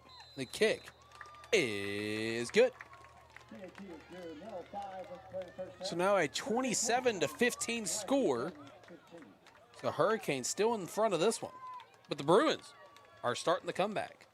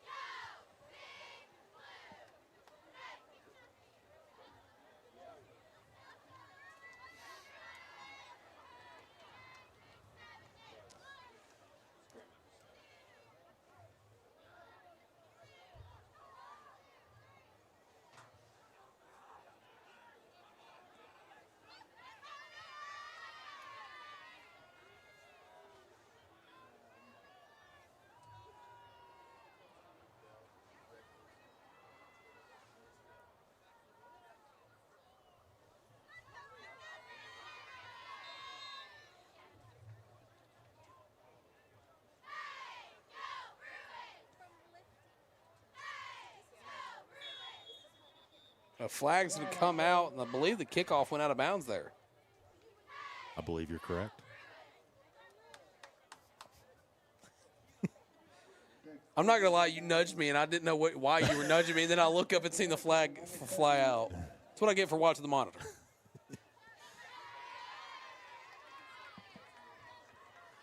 Hey, we're working out kinks too. Yeah, I'm just glad that I literally thought I was going to be stuck on the interstate because it was just nothing but red on my iDrive. So I was thinking I was going to be stuck on the interstate for the rest of the day. That's why we use Waze. Yeah. Shameless plug.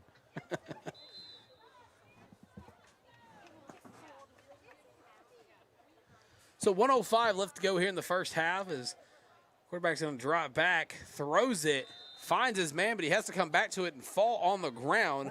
Myers' pass will be complete to Whitney.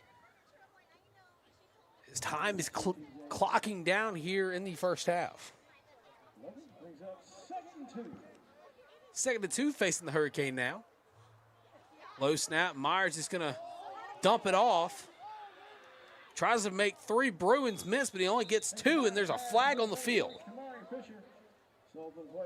Fisher does get credited with the catch, but there's a little bit of laundry on the field. I think there's going to, because is that Campbell? Yeah, or Caldwell. I think they might have grabbed his jersey because he had to pull it back over his pads.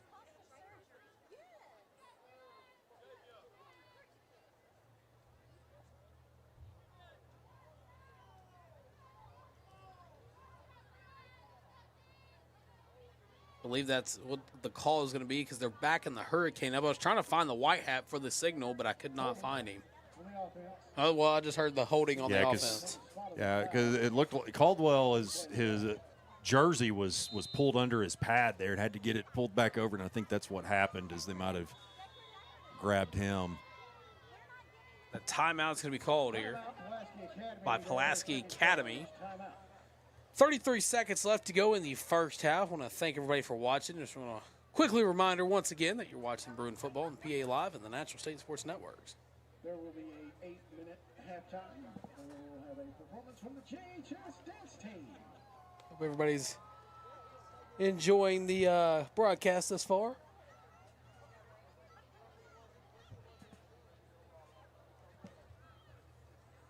As our producer is dancing to my left and not sure quite why.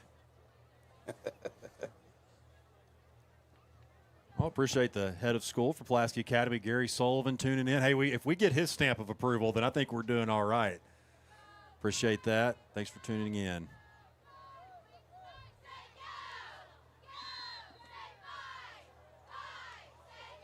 So 2nd and 5 after the timeout. Myers is going to take the snap, hand it off. That's Brown on the carry, and another flag comes out. And that's Fila's on the carry. Face mask on the defense. Be a face mask on the Bruins, so the Hurricane will gain some extra yardage.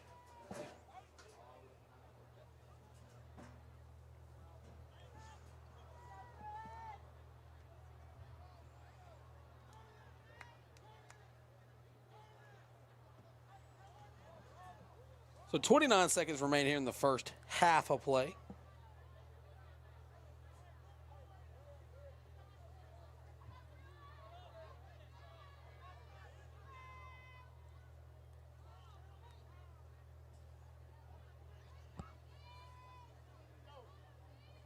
Penalty results in another Hurricane first down, 1st and 10 at the 40.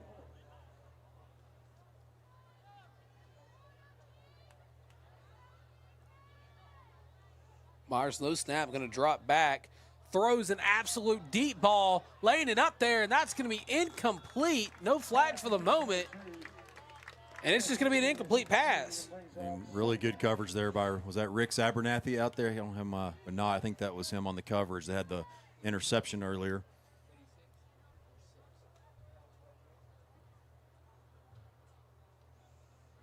So after the incompletion, excuse me, it's going to be 2nd and 10, 15 seconds left to go in the first half.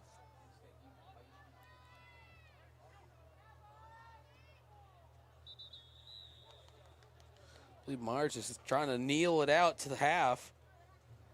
And that's what exactly he's going to do is 5 seconds tick away from the game clock. I want to thank everybody for tuning in to the Week 0 benefit matchup between the Jonesboro Hurricane and the Pulaski Academy Bruins. Don't go anywhere. Kyle and I are going to take a step away for just a brief moment. You're watching some Bruin football on the PA Live and Natural State Sports Networks.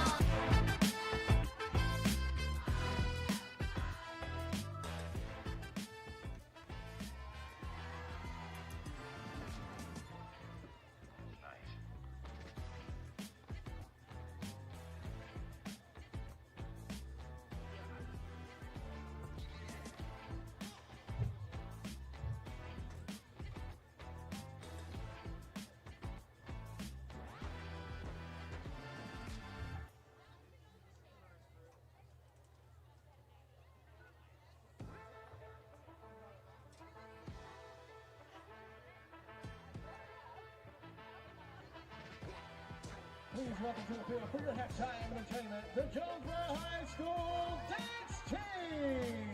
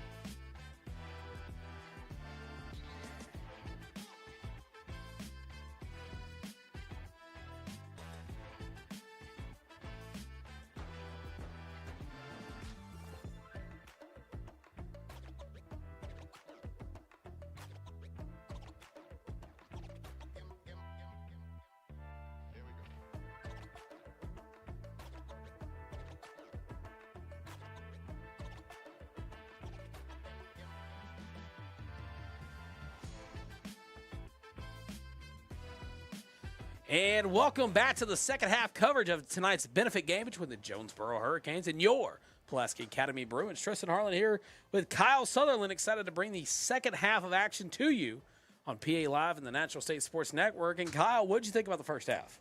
Defensively, now I'm unmuted. Defensively, for those that have listened to my podcast before, you know I'm notorious for muting myself.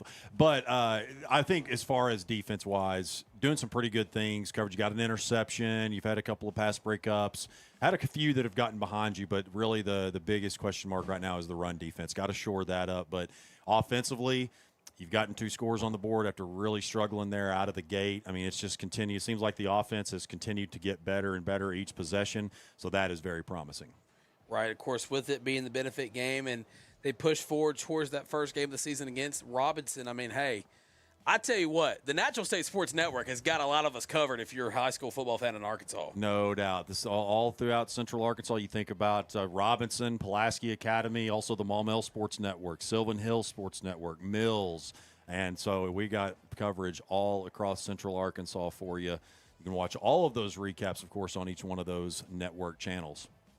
Yeah, and, you know, just another big shout-out to our producer, Will Watkins, for putting all the graphics together and putting all the broadcast elements together that you guys are seeing on screen tonight. None of this is done by myself or Kyle or merely just the voice, and it's all thanks to Will Watkins. Yeah, if it was not for Will, I'd be lost as a goose. And we're just sitting here pumping him up. Right? We're going to probably have to put some butter on each side of the door to get his head out of here once this is all said and done. But, no, very, very appreciative of what he's done for all of this. And, you know, we got some really good, not just the networks, but just the crew, the talent that we have on those. You know, Steve has been, I think this is year 5 for Steve on the Maumelle Sports Network. And, of course, we're going to have Trip Keeter back on the Mills Sports Network doing play-by-play after doing Parkview last year. So, yeah, we got a lot of really good talent, not just great quality on the broadcast, but proper talent to call those games as well.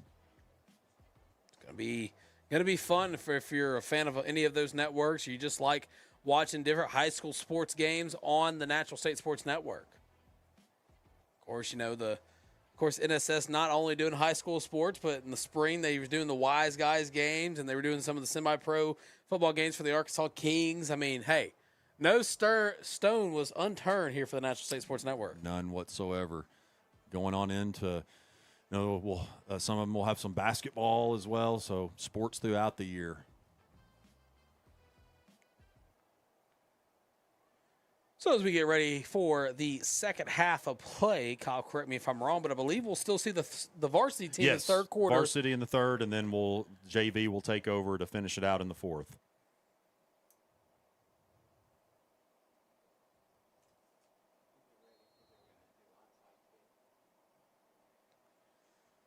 And here's the kick. It's a deep kick for the Pulaski Academy Bruins. And that one's going to be called dead at about the 3-yard line.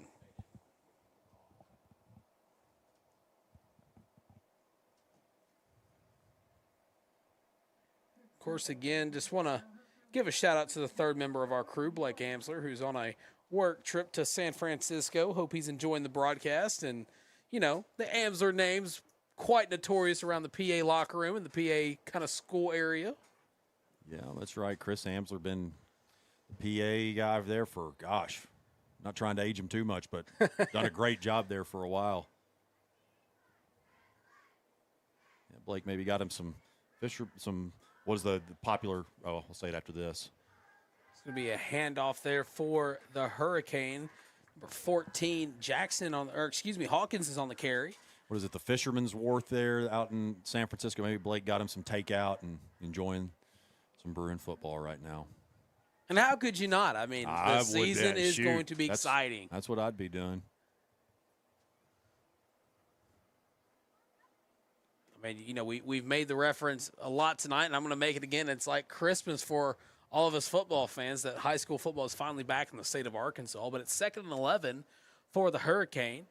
He's going to fake the handoff, almost getting sacked, but that one's going to fall to the turf. 3rd down coming up for the Hurricane. Really good pressure there, and massive 3rd down goes without saying here.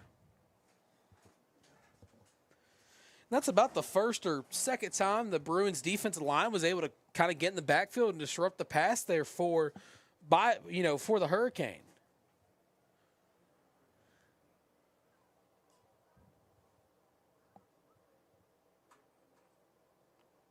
Myers is going to call an audible at the line. He has two receivers, the far end of your screen, one closest to your screen. Drops back, pressure coming, gets a bat, and just didn't have a defender to turn around. It's going to fall incomplete. Third down coming up. Number 24, Hartford Lowe, tried to make a play on it, but he was just playing too deep of coverage. And that was really a best-case scenario right there for the Bruin defense, especially just the way that they have been gashed on the ground tonight to hold them into a third down and play some good defense right there. Or correction, it will be 4th and 11. I thought it was going to be 3rd and 11, but said the scoreboard signals 4th and 11. So I believe the Bruins are going to get the ball back after a possible punt.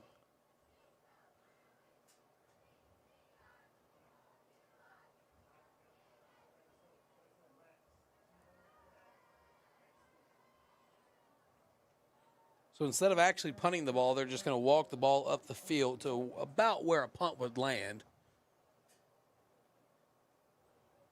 So it'll be 1st and 10 for the Bruins offense.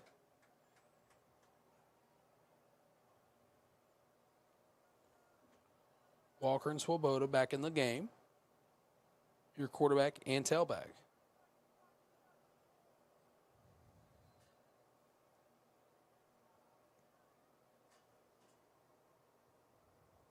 Swoboda's going to pump fake, has time, throws it deep. That one's not going to find a mark, going to fall harmlessly to the turf. Thought about throwing a deeper ball there, but I guess he may have second-guessed himself. Yeah, I think he second-guessed himself right there as he was about to take a shot.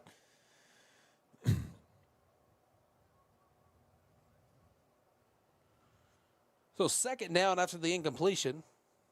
Swoboda's going to take the snap, stop, looks, throws it to Walker. Walker's going to spin, trucks the defender, and he'll be brought down just past the midfield logo. So 3rd and 5 coming up for the Bruins. They're down 27-15. Swoboda's going to hand the ball off, but he's going to lose control of the football, fall on it, and it'll be a loss of down. So 4th down will be coming up for the Bruins. And other than the interception there in the first half, I mean, they've taken care of the ball pretty well tonight, but just a little mishandle right there. So 4th and 7 coming up for the Bruins.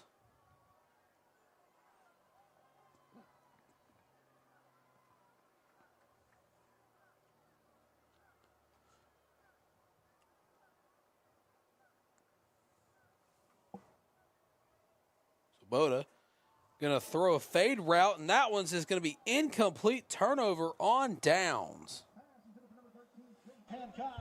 And short for Chase Hancock. Chase was running and then looked behind him, and as the ball falls harmlessly to the turf there.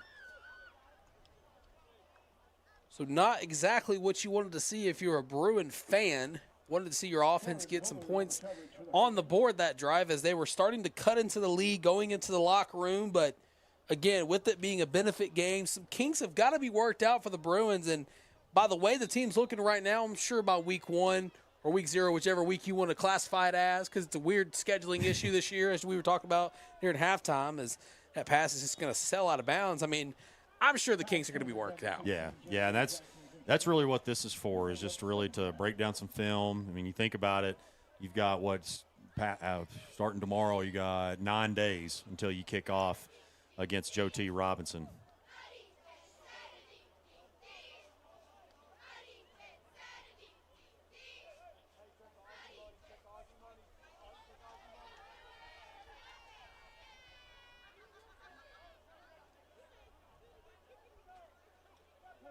Myers going to stop, going to throw it to the sideline. It's going to be caught by his receiver, Fisher, on the grab. Number 6, Kamari Fisher ran out of bounds with number 28, Rylan Ussery. Will bring out 3rd down. So 3rd down's coming up for the Hurricane offense. Under 10 minutes to play in the 3rd quarter. Going to hand the ball off, and he's going to get wrapped up and slammed to the floor. And guess who? TJ Logan. Talking to pregame about some missing defenders from graduation and whatnot, but right now, looks like they may have found the guy to fill that void. Yeah, that's right. You think about the linebacker spot, you graduated a guy like Caden Nash that had over 100 tackles. You had another linebacker that transferred to another school that was also extremely productive. So that was the question coming in, is who is really going to step up, and he has answered that question. So 4th and 5 coming up for the Hurricane.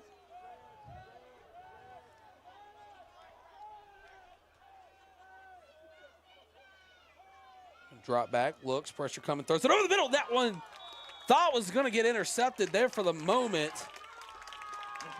That's great play there by Max Allison to break that one up.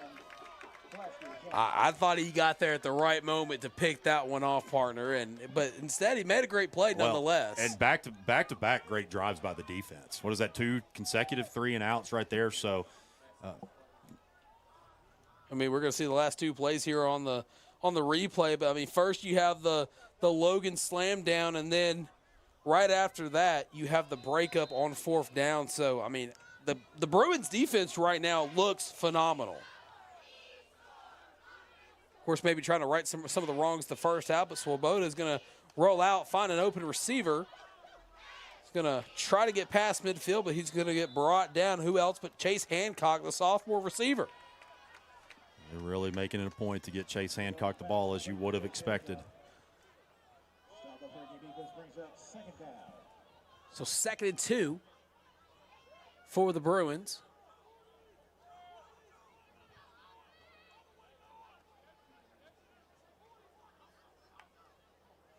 Bo's going to drop back. Pressure coming. He's going to step up into the pocket.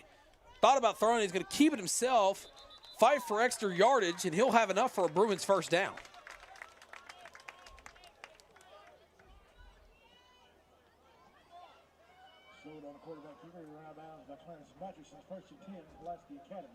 This will be 1st and 10 on the 45-yard line. Swoboda's going to roll out. Just shovels it. And right there, that shovel play, he has room to run. He has green grass ahead. Jukes one, and being stiff arm, and that's going to be a touchdown for the Pulaski Academy Bruins. The shovel play finds 6 into the end zone. Big props by Landon O'Donnell there. Got the block that sprung him free for the score. And that goes back to what we were talking about earlier in the broadcast, Kyle, is that shovel play, if it's ran to perfection, it's going to find 6 for 6. With some of the speed that this Bruin offense has, that's really all it takes is just one block for them to get past the line of scrimmage and take off. So now a 27-21 ball game as we await the PAT.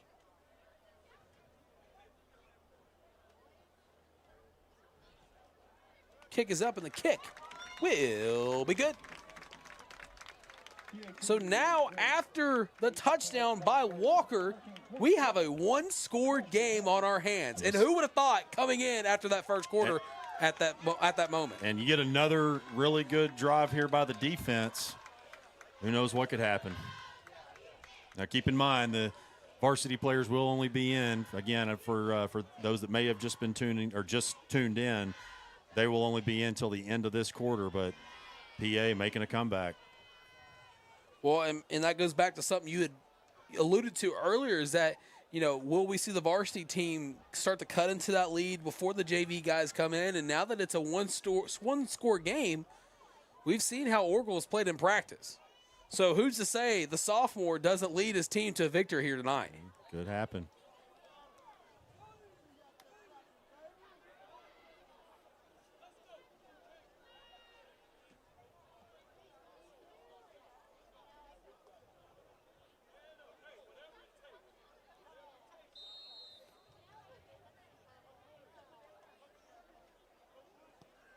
It's going to be a well-booted kick. And he may have fielded that at about the 1, but I believe they're going to signal for a touchback. Just watching this replay again, that block by O'Donnell, that was just crucial at the perfect time. Walker just took it the distance. Yeah, and I mean, again, that's a play that we saw a lot in practice, is that little shovel. Swoboda rolls out, finds him right there, and I mean, I'm telling you, that's going to be a play to watch all season long. At least in my eyes. I agree with you.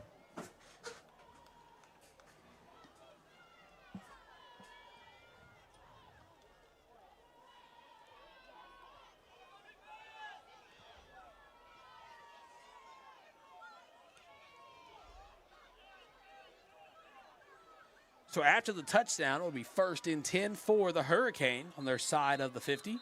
And a flag's going to come in. Flag on the play. False start on the offense. It'll be a Start on the offense and PI roofing penalty flag, that is. Getting a little help there early. Again, just want to remind everybody that this is kind of a 50% broadcast, not a 100% broadcast. You'll see it during the season. As that run's going to be up the middle. Room to run, breaks away. He has no one else to tackle him. Touchdown, Hurricane. Caden Hawkins there, but that's been the weakness of tonight, is just getting beat in the run game, and it happened again. The defense has been locked down through the first 4 minutes here up until that play. 75-yard touchdown run. And what was once a 1-score affair now turns into an 11-score affair, looking to make it 12 with the PAT here.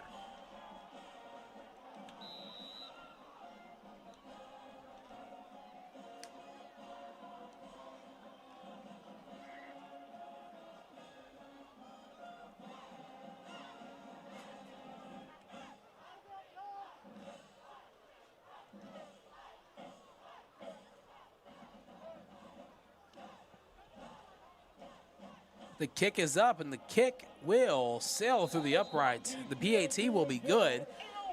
So with 8 minutes remaining in the third quarter of play, the Hurricane take the 1-score affair back up to a 12-point affair right here on the PA Live and the Natural State Sports Networks, respectively. You're watching some PA Bruin football. Tristan Harlen here with Kyle Sutherland. And Kyle, we've seen glimpses of hope. We've seen glimpses of success for the Bruin offense and the Bruin defense, but what's next? I think the next thing is just really trying to figure out, because the pass defense in the big picture has been really solid, but it's just that we've seen how many plays where they've just broken through that line of scrimmage and gotten to the second level and taken off. There's been way too many of those long runs, and that's going to be probably the primary focus once the defense pulls up the tape.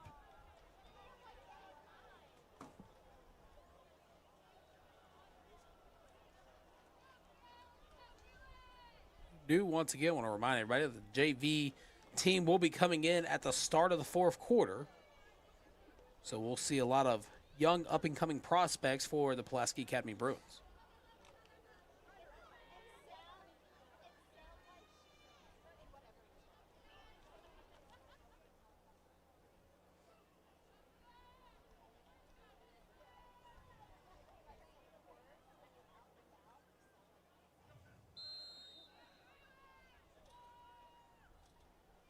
And here's the kick from the Hurricane.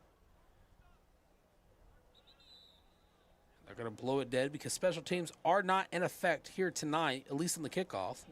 Pulaski Academy at the 5-yard line. We'll take over first and 10 at the 30. I want to thank everybody for tuning in on the PA Live and the Natural State Sports Networks, respectfully.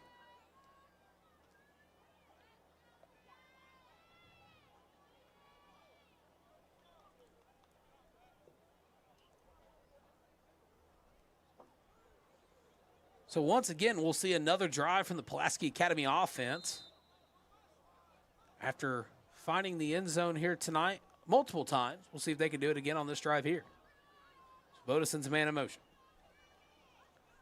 Roll out, looks, pressure coming, has to get rid of it.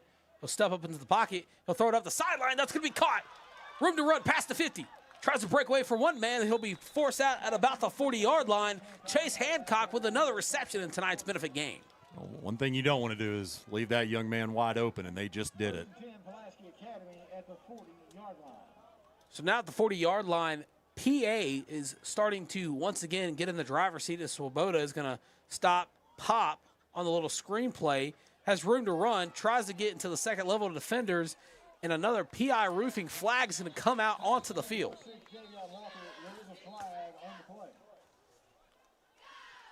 Going to wait the white hat signal. I think it's going to be it might be holding, but maybe a block in the back. Oh, it's holding. Okay. Holding on the offense. So the Bruins will have to put it in reverse for the moment.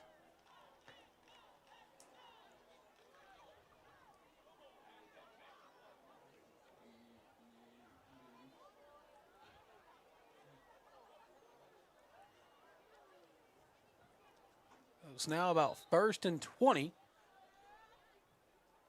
from about the 49-yard line. Spoda drops back. Pressure coming around the edge.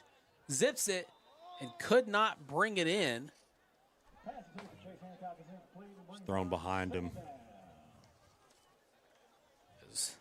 As great of a game Hancock has had tonight, he's also had a couple that he's dropped. So, of course, with it being a benefit game, I'm sure, once they go back, review the film and practice, there's going to be a couple things they're going to clean up, especially the drop passes that we've seen tonight.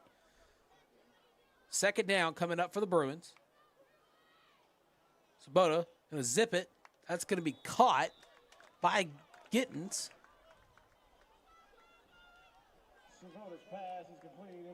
Third down coming up for the Bruins. About 3rd and 11. Spoda going to call for the snap. He's going to throw a deep pass. Has a man. That one's going to be caught. Touchdown, Bruins. There it is. A lot of these deep balls, there was so close on so many, especially in the first half. Maybe one that was just a little bit overthrown or a little bit underthrown. Chase had to stop a little bit right there, but for the most part, hit him right in stride and goes for the score. Well, and again, that's a pass that we were waiting to see all night long. It was seeing if Sabota could find him open. I mean, Hancock has been open in the midfield area, but he's not been open on the sideline. That time, they were able to find him for 6.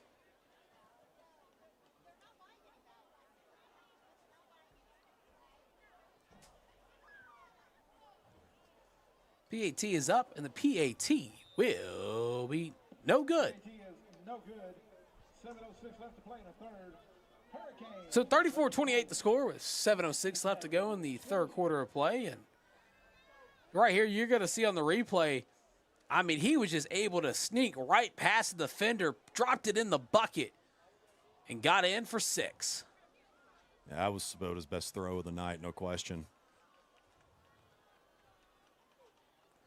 Of course, our producer / replay / graphics designer / owner of the company / everything else all above, Will Watkins, on the tremendous replay there. We're so grateful to have him here with us.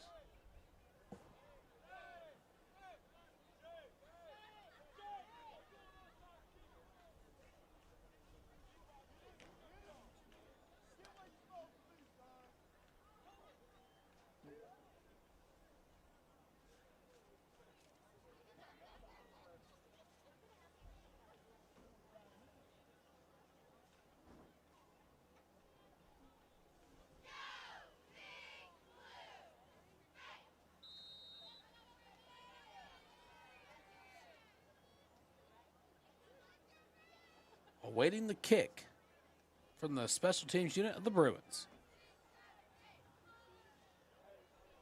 I'm going to find the end zone for a touchback. Kick goes into the end zone. Hurricane will take over 1st and 10 at the 30-yard line.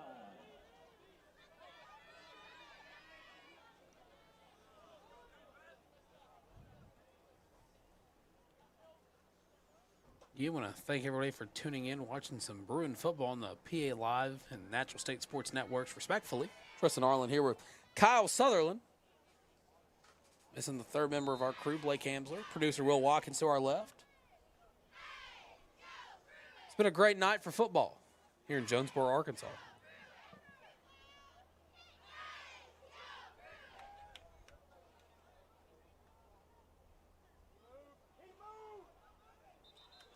Everybody yelling he moved, and a flag's going to come out, a PI roofing flag that is, and be a false start on the offense. Looks like that is Jacarius Lattimore that's C.J. Lovelace. These duplicate numbers are throwing me off. C.J. Lovelace at quarterback.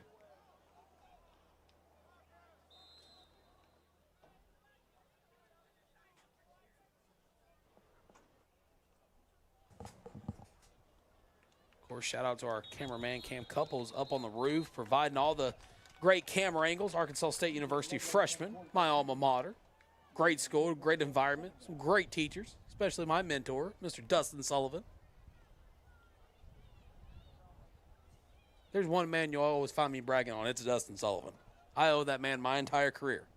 Well, nothing wrong with giving props where it's due. I believe there's a new quarterback in for the Hurricane as that play is going to be dropped back in the backfield by who else but TJ Logan. Man, what else is there to say about that kid? Man, he's been huge tonight. CJ Lovelace comes in at quarterback for the Hurricane.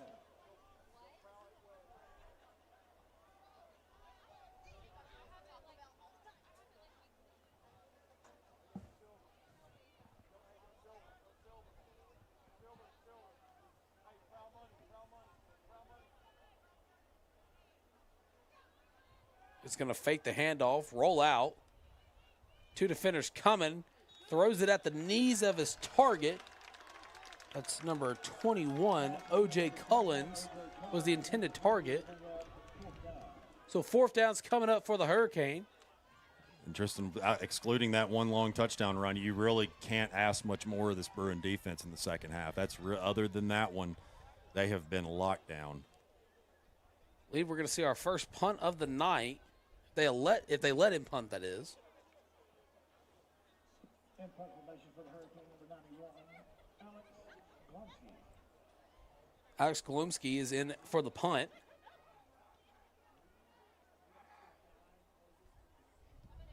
He's going to bobble the snap. He's going to drop and roll past midfield, and they're going to down it shy of the 40-yard line. Punt down at the 42-yard line.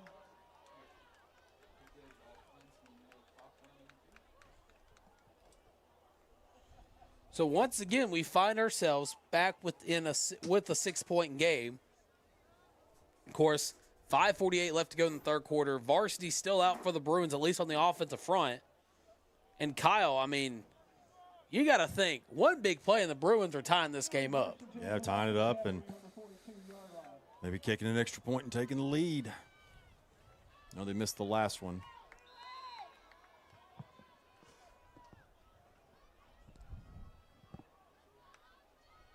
Boda takes the snap, throws it directly. It's going to be caught by a Great House.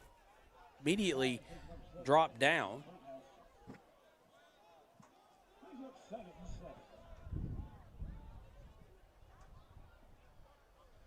Second and 7 as we approach the 5.5-minute mark. Boda's going to take it, roll out.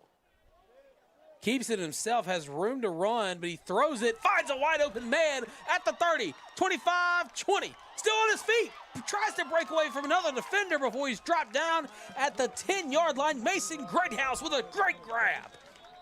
And looks like we got an injury over there on the 15-yard line, a Hurricane down. But Tristan, what I'll say about that, we saw the best throw of the night on the previous touchdown on that last drive from Sabota, but the patience right there, letting the play develop, but also knowing he threw that right at the line of scrimmage. So knowing where the line of scrimmage was, knowing where his receiver was, what a play right there. And again, great grab. Injury is on the field, but I mean, what more can you say about William Sabota? I mean, he came in, kind of struggled early, then he was able to find his stride, get a couple plays in where he was able to score, and now starting to really find a groove at the quarterback position. Yeah, I was just really impressed with the patience right there. He was trusting his offensive line, letting everything develop, and that's the main thing I was watching is he continued to step up more. I'm like, oh, is he going to throw that once he crosses the line? But he knew where the line of scrimmage was to make sure that he didn't get a penalty. Well, and again, we talked about it previously on the broadcast, and I want to go ahead and mention it again. This is a guy who last season was playing receiver. Yeah. And a pretty good one at that. Great one, yeah. And now you put him in at the quarterback position. You know, when you see him step up, yeah, he's second-guessing himself, but you got to remember where he was just a year ago at this time. He was catching passes. Sabota going to fake the handoff. Ball's going to fall out, and a turnover by the Bruins. The Hurricane will get possession. That's one thing that tonight the turf is just this has happened a couple of times with Roshan is just or Roshan just slipping there as soon as he took the handoff. That's happened a few times. The turf monster is still a little slip. That's one thing is it hadn't rained since about the beginning of the game. It's been pretty dry here, but that turf still stays wet, and it's just gotten him a couple of times.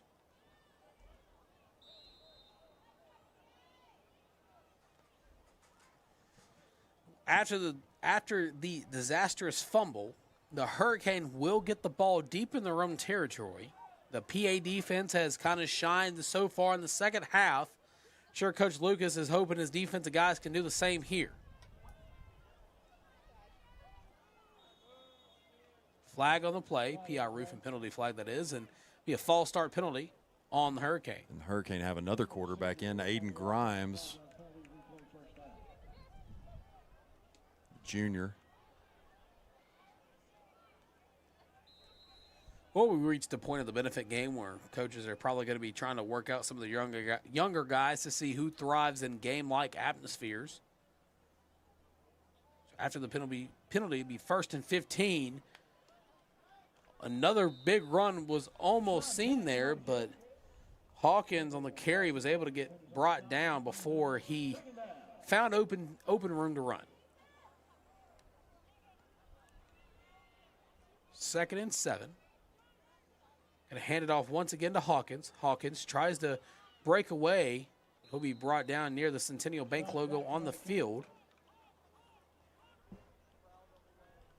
Camp Campbell on the stop for Pulaski Academy. Plays good enough for another 7 yards. Hurricane. So fresh new set of downs here for the Hurricane. That run's not going to go anywhere. Trying to cause a turnover. I believe that's number 31, Jalen McCullough on the carry. No stop, brings up 2nd down.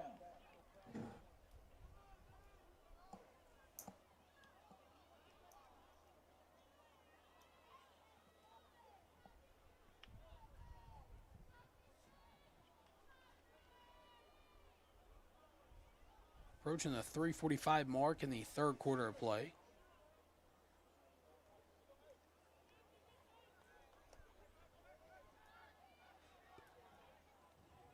Going to hand it off once again. Just trying to drown that clock out. Going back to that run game as they should, and that's what's been their bread and butter tonight.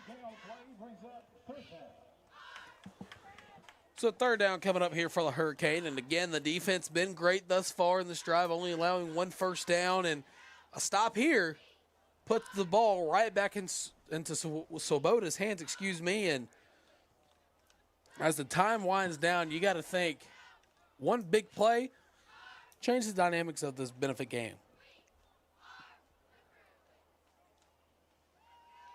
Hand it off once again. That one's going to be brought down in the backfield by number 32, Max Burns, the sophomore linebacker. Great play there to shoot the gap. Oh, it looks like we got another injury. It's a Hurricane down. I think that's the tailback. Yeah, 3rd, Jalen McCullough.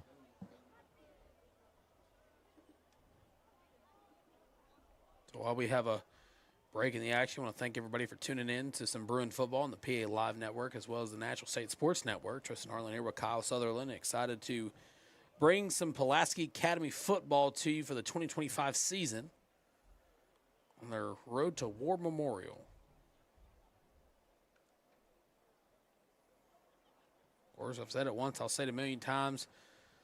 Shout out 3rd member of our crew, Blake Amsler. He's on a work trip in San Francisco, and hope he's enjoying the broadcast and enjoying his work trip.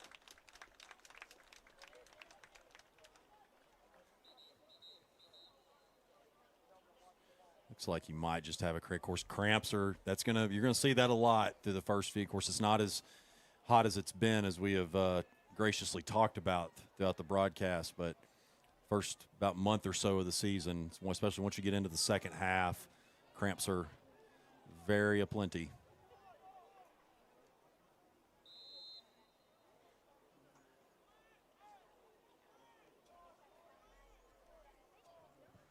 So 4th down, it looks like the Hurricane will elect the punt.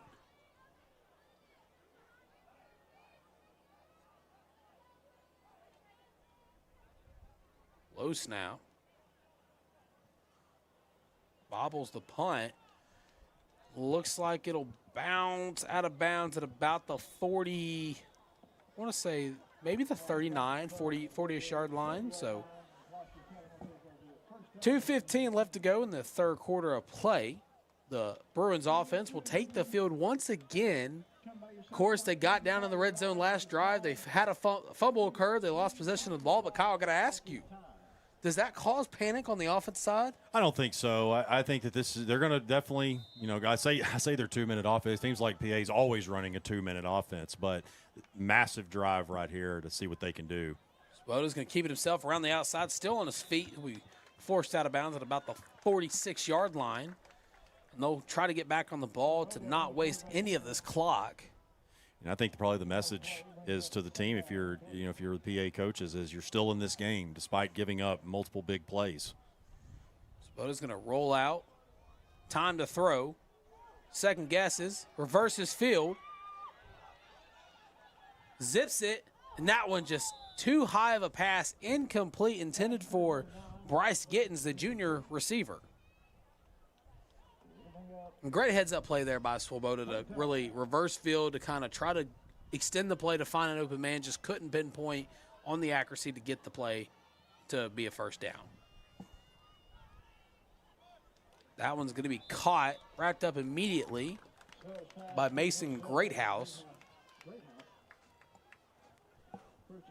And one thing I've noticed about Swoboda, and you can kind of, correct me if I'm wrong, but he's not like a traditional quarterback. He doesn't try to take an extended drop. He just kind of gets it and zips it. Yeah. Swoboda, pressure coming, evades pressure, throws it, finds a man on the sideline. That's going to be caught by Hunter Arden. And I think we're seeing a lot, just more patience too, and you would expect that as the game continues to go along. First and 10, Pulaski Academy at the 32.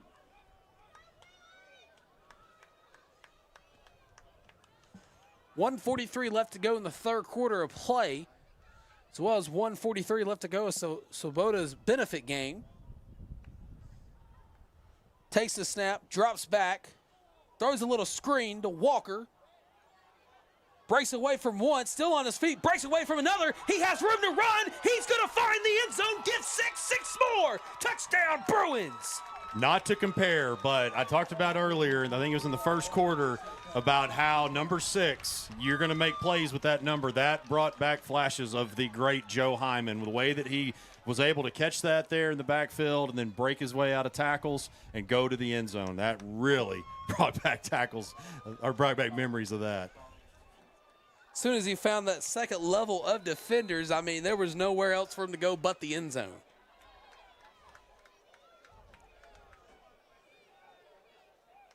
Tie ball game. PAT will put the Bruins up 1.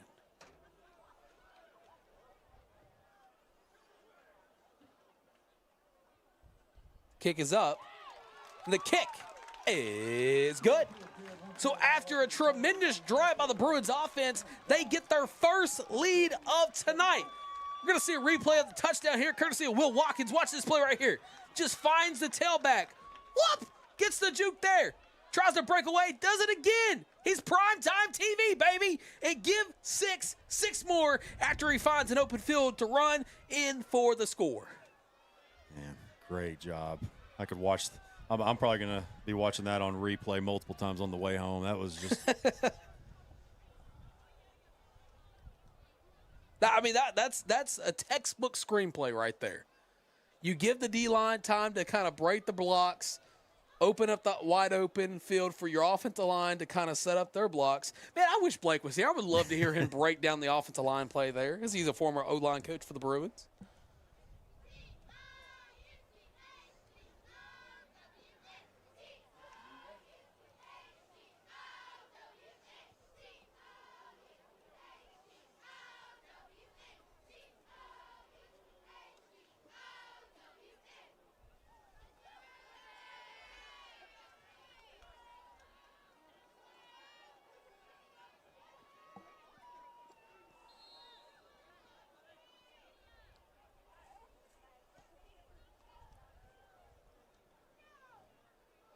Kick's going to be bobbled. I believe it may have hit him in the stomach, so the Hurricane offense will come back out onto the field, losing for the first time tonight. We're going to get a chance to see how the Hurricane offense responds when they're in a deficit.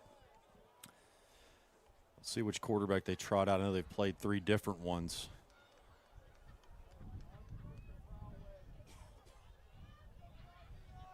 Looks like they are going with Lovelace, C.J. Lovelace, sophomore. That name sounds very familiar. I don't know. May have had a brother play here before him. So you being in this area, I don't know. Might know a little bit more about that one than me. Fake the handoff, and he's not going to go anywhere. Wrapped up and thrown in the backfield.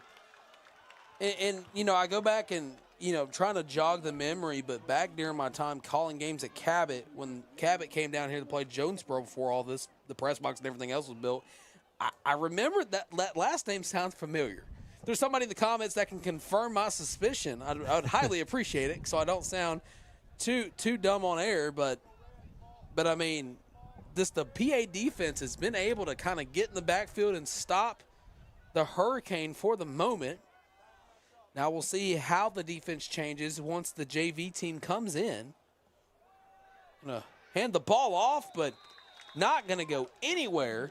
It's gonna be tackled by number 99. That's one we don't have. Don't have that on my roster. I'm going to have to get a hold of Coach Lucas and ask him who that is after the game, so we know for future references.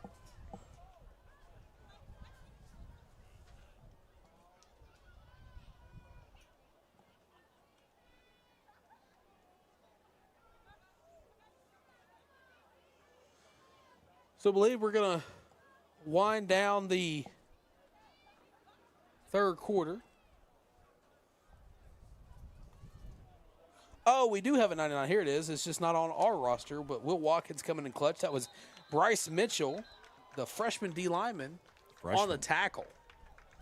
So that's going to conclude the third quarter. Our score, 35-34. The Hurricane down by 1. What are they going to do in the fourth quarter? Don't go anywhere. We're going to stay right here and continue this benefit game.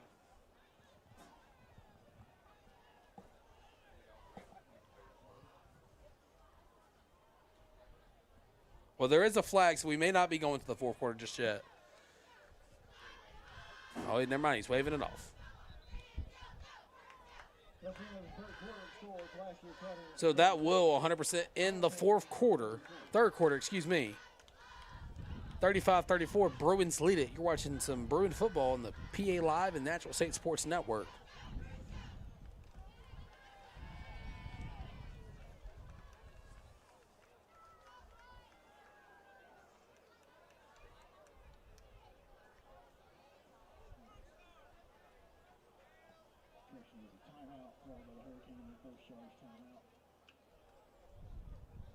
With 1 second remaining in the third quarter.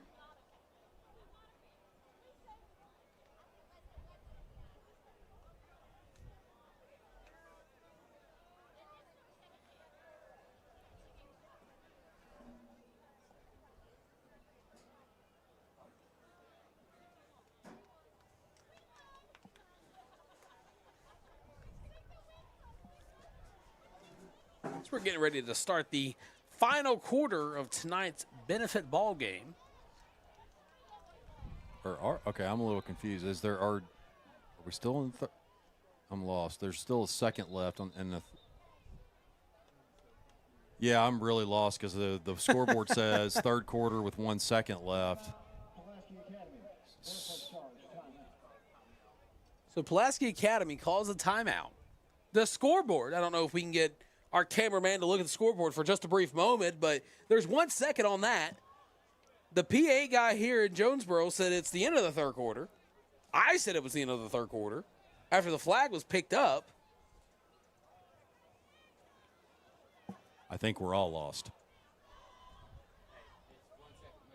Okay, so it's confirmed 1 second left in the third quarter.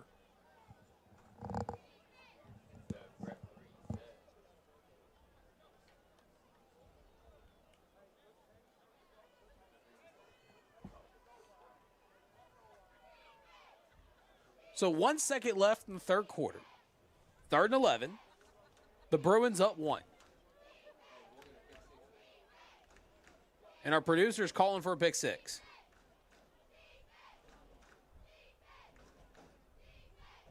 And the crowd in front of us is chanting for the defense. Setting the scene is what I do best. So the final play of the third quarter, Pulaski Academy is just going to back everybody up. Going to drop back, pressure coming, steps up into the pocket, going to keep it himself, has room to run, burst of speed. He's going to get wrapped up and slammed down hard by number 32, Max Burns. So that's going to be officially how the third quarter will conclude. Now we're putting the four fingers up. Now we're putting the four fingers up.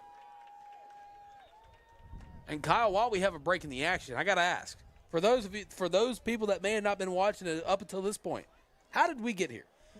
Well, we played a lot of good defense in the second half. I'll say that. Other than really just one play, which that was really the focal point that you're going to have to take the film and look at to figure out to shore up some things on the run defense. Other than that one play, the Bruin defense has done everything that you had asked of it. But also, too, I was really pleased by the offense on that last one, essentially in a 2 minutes left in the game type situation, since at least from the varsity standpoint. So the offense has really, because they got in the hole early. They got down, 2 scores, including the field goal and the touchdown. So the way that they've been able to bounce back from the start that they had, just really not being able to come up with anything those first 2 drives of the game, I think the offense really picking things up has obviously helped since you're up a point. Right. So as we gear up for the fourth quarter, we want to take a second to remind everybody that the JV will be coming in to close out this game, the final 12 minutes of the ball game. This is a benefit game, so it will not count against either team's record overall.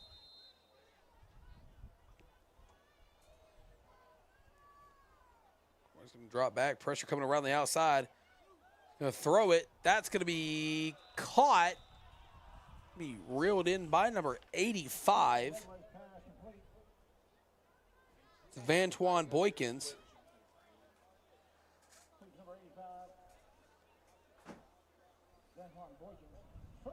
And Lovelace, I believe, will be the quarterback for the Hurricane for the remainder of tonight's ball game.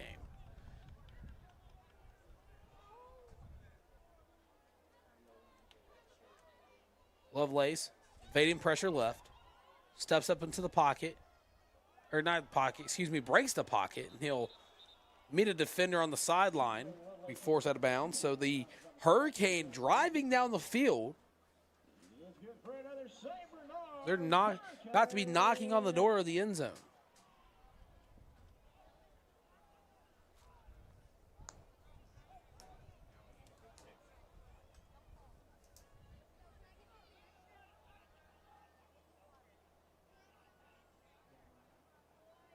Tailback goes in motion. 3 receivers out right, 1 to the left. High snap, going to fake the handoff. Going to keep it himself. Won't really go anywhere as he's brought down by number 38 of the defense. That's Hayden Headington, the sophomore linebacker. One thing you'll notice about not just a lot of new faces with these Bruins, but a lot of youngsters. I mean, you saw a few plays ago a freshman make a big play. Called a lot of sophomores' names. Hand the ball off. Room to run up the left-hand side. Evading tackles before he's finally brought down at about the 10-yard line. It's number 27, Fila's on the carry.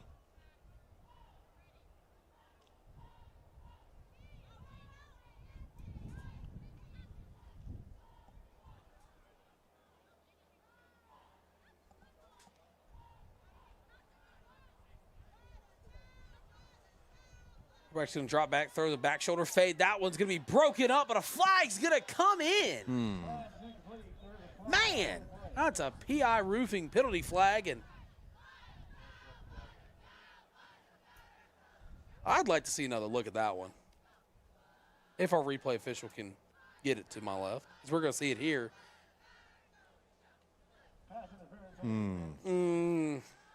A little handsy, but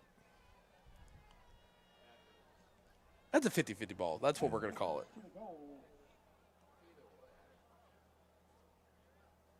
I mean, I'm sure people are going to disagree with me, but I don't see it. yeah. But it benefit game. So Yeah. quarterback's going to keep it up the middle. Touchdown, Hurricane, and Lovelace is going to find the end zone. Man, oh man, the Hurricane has the lead again.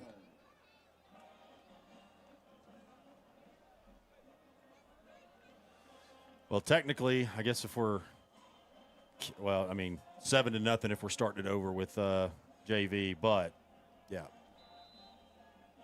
they do take the lead nonetheless.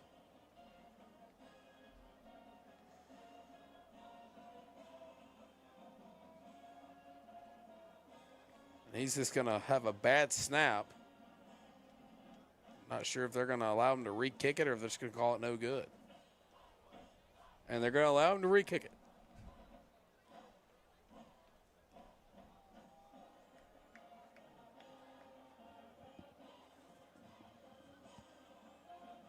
Kick is up, and the kick is good. So the JV Robinson, or not, excuse me, not Robinson, but the JV Hurricane team up 41-35 technically, but in our eyes, it's a 7-0 ball game. Yep, that's right. Now we get to see the very heralded sophomore quarterback, Aaron Orgel, go to work.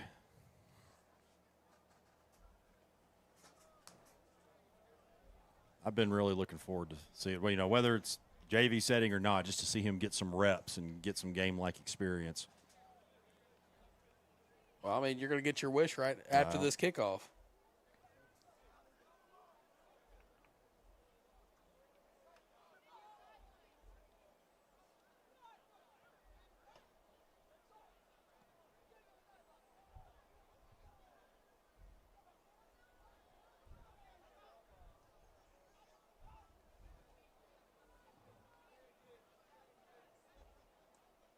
Of course, want to take a brief second to thank everybody for tuning in for some Bruin football on the PA Live Network and the Natural State Sports Network.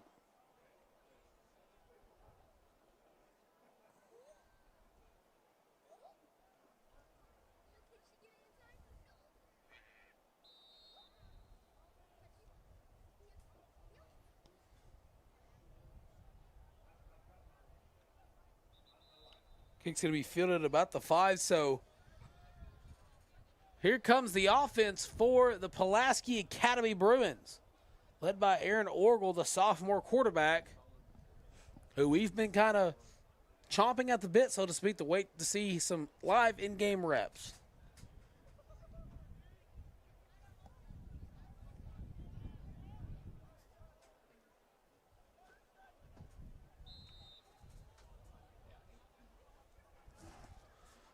So we go 1st and 10.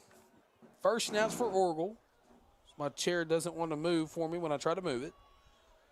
Runs is going to go right out of bounds. It's Mitchell on the carry. I know Rashawn Mitchell, we know he can bust one, and we talked about a few different times. The Turf Monster's just gotten him a couple of different times tonight. Not on that one. First pass from Orgel. It's going to be caught by number 23, Bailey Lowe.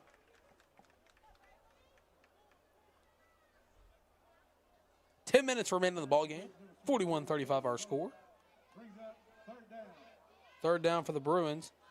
Orgel trying to evade. Ball's going to roll on the floor. And they're going to say it's a fumble recovered by Jonesboro. And it's very obvious, Kyle, that the offense that worked for Sabota has not worked for Orgel yet. Yeah, Ryder Kennedy was the linebacker there that chased him down and got the sack. And again, you know, this is now that we've got a new offense coming in, it's, you know, might take a little bit to, I know you've only got one quarter to play, but they've got some things to work out as well.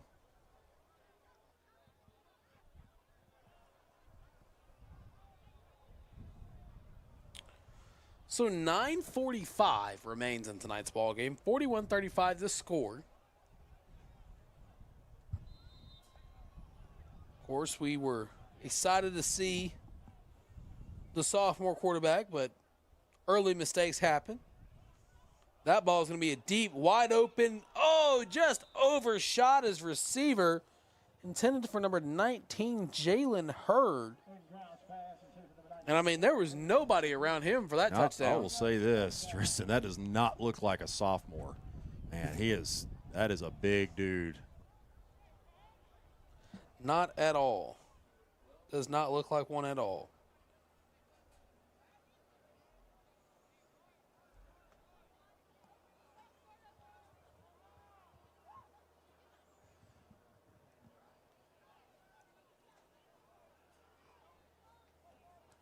Second and 10. Quarterback drops back, steps up. Going to be wrapped up and sacked. Was it 38? I think it was Hayden Headington on the sack. Yeah, Hayden Headington on the sack. So third down coming up for the Hurricane. Bruins defense have played great all second half.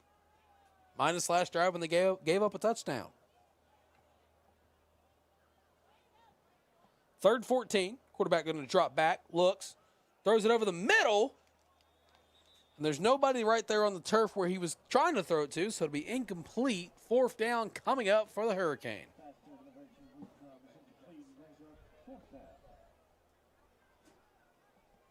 We're going to see a replay of the sack here. Just the pocket collapsed, and the offensive line just did not know what to do there, which allowed the PA defenders to get back there. Fourth down, going for it, throws it to the end zone. That one's going to be caught for a Hurricane touchdown. And that time, Jalen Hurd makes the defense pay. They saw the mismatch on the first play, the first down they threw it, and they said, hey, try to go back to it. Yeah, I saw him as he went off to the sideline for a play there. Was a little bit frustrated with himself. Comes back in a couple plays later and works out for him that time around. Well, again, I mean, you look at the two replays of the play they got overthrown in this last play here, and I mean, surely Hurd had to know that he was going to beat that guy, the defensive back, both times on the route. So, touchdown for the Hurricanes. They go up 47-35, awaiting the PAT. 8:48 left to go in the final quarter of play of tonight's benefit ball game. Kick is up, and the kick is good. So 48-35 the score now. And Pulaski Academy's been down more. And they've got to put together a good drive here if they want to get right back into this one. Yeah, I definitely want to see a repeat of what you had the last time. You want to make sure you protect the quarterback a little bit better, and we'll see if they get Rayshon. I keep saying Roshan. Sorry, Rayshawn Mitchell. I'll get that right by next week. See if they get him a little bit more involved in the run game. Apparently, Kyle's on his fifth mulligan tonight. Yeah, exactly. Let's all just go ahead and work him out. I'm in the negative right now. Hey, like I said, benefit games are for us to work out the kinks too. Oh, yeah. That's why we had to make sure we were out here for this one, just to make sure everything was together and ready. But, hey, great job by our producer, replay up, and everything in between Will Watkins tonight. He's been carrying us all along. He has. I know his back is probably hurting him pretty bad.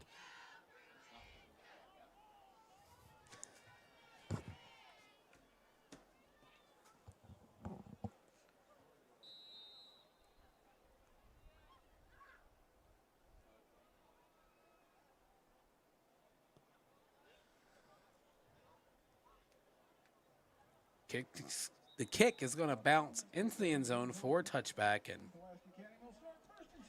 here comes the sophomore quarterback once again. Of course, last time he tried to roll out of his pocket, find a receiver cutting across the field, but he was unable to do it and forced one out. It resulted in a fumble, which then turned into 7 points for the Hurricanes. So we'll see what he can do on this drive.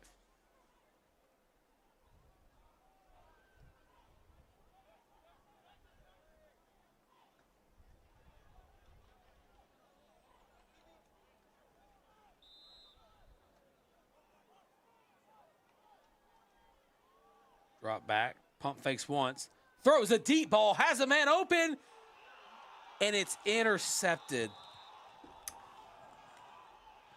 It was a good ball for the most part, but, I mean, as far as just the throw down the field, but the defender was just sitting on it. Pass intercepted number 81, DeMar Bonds.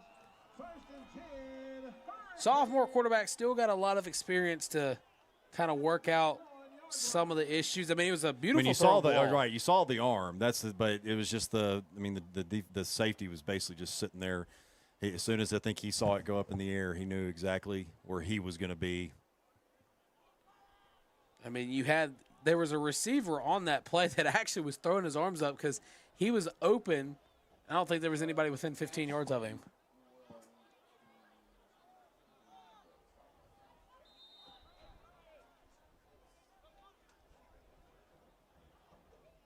So after the interception, 1st and 10. Quarterback's just going to run a draw up the middle. Be brought down just past the 35-yard line. Brought down by number 55, Erman Tolbert. They'll bring up second down.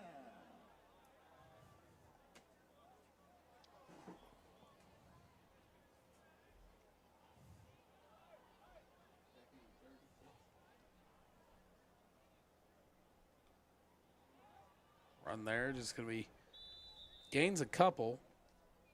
Be number 28. Exit on the carry.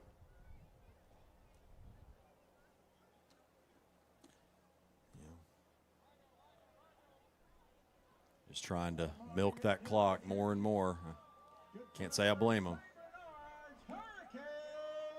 It's enough for the first down for the Hurricane. I want to take a brief moment to thank everybody for tuning in for some Bruin football on the PA Live and Natural State Sports Networks.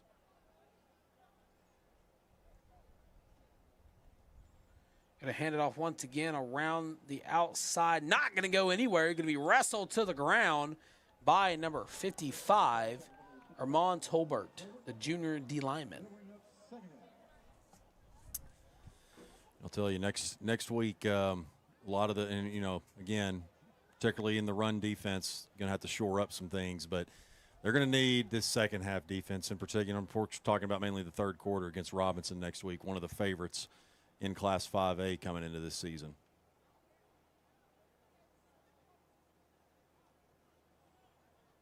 Drawback throws it over the middle.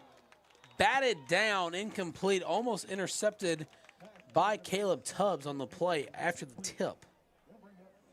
So we'll bring up third down. And, the game's not over yet.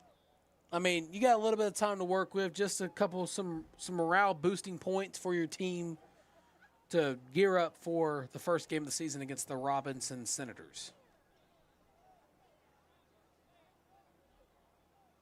And the lights go out. The Undertaker is here, ladies and gentlemen. Oh. The 10 o'clock timer. Wow. The Undertaker is here, ladies and gentlemen. Yeah, it's 6:47 left in the game. The night the lights went out in Jonesboro. Technically, Jonesboro is a town in Georgia, so. Oh, that's right. we got some cell phone people doing their flashers. I don't know if Undertaker's here or if Bray Wyatt's here, but. I have to say, guys, this is the first. Now, this did happen at the 5A state tournament. Remember that, Will, when we were at Greene County Tech this past spring? Oh, no, you weren't there. It was me and Steve. Steve and I. I think the lights did actually go off at Robinson. I wasn't at that one.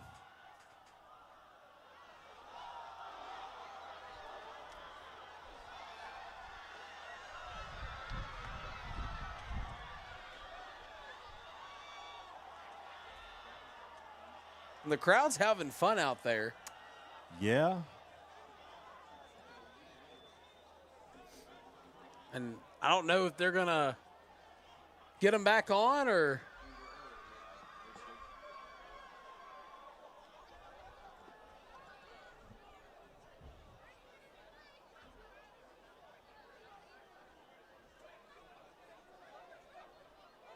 It's definitely a first for me. Yeah. At least in football. Like I said, I've seen it happen in basketball, but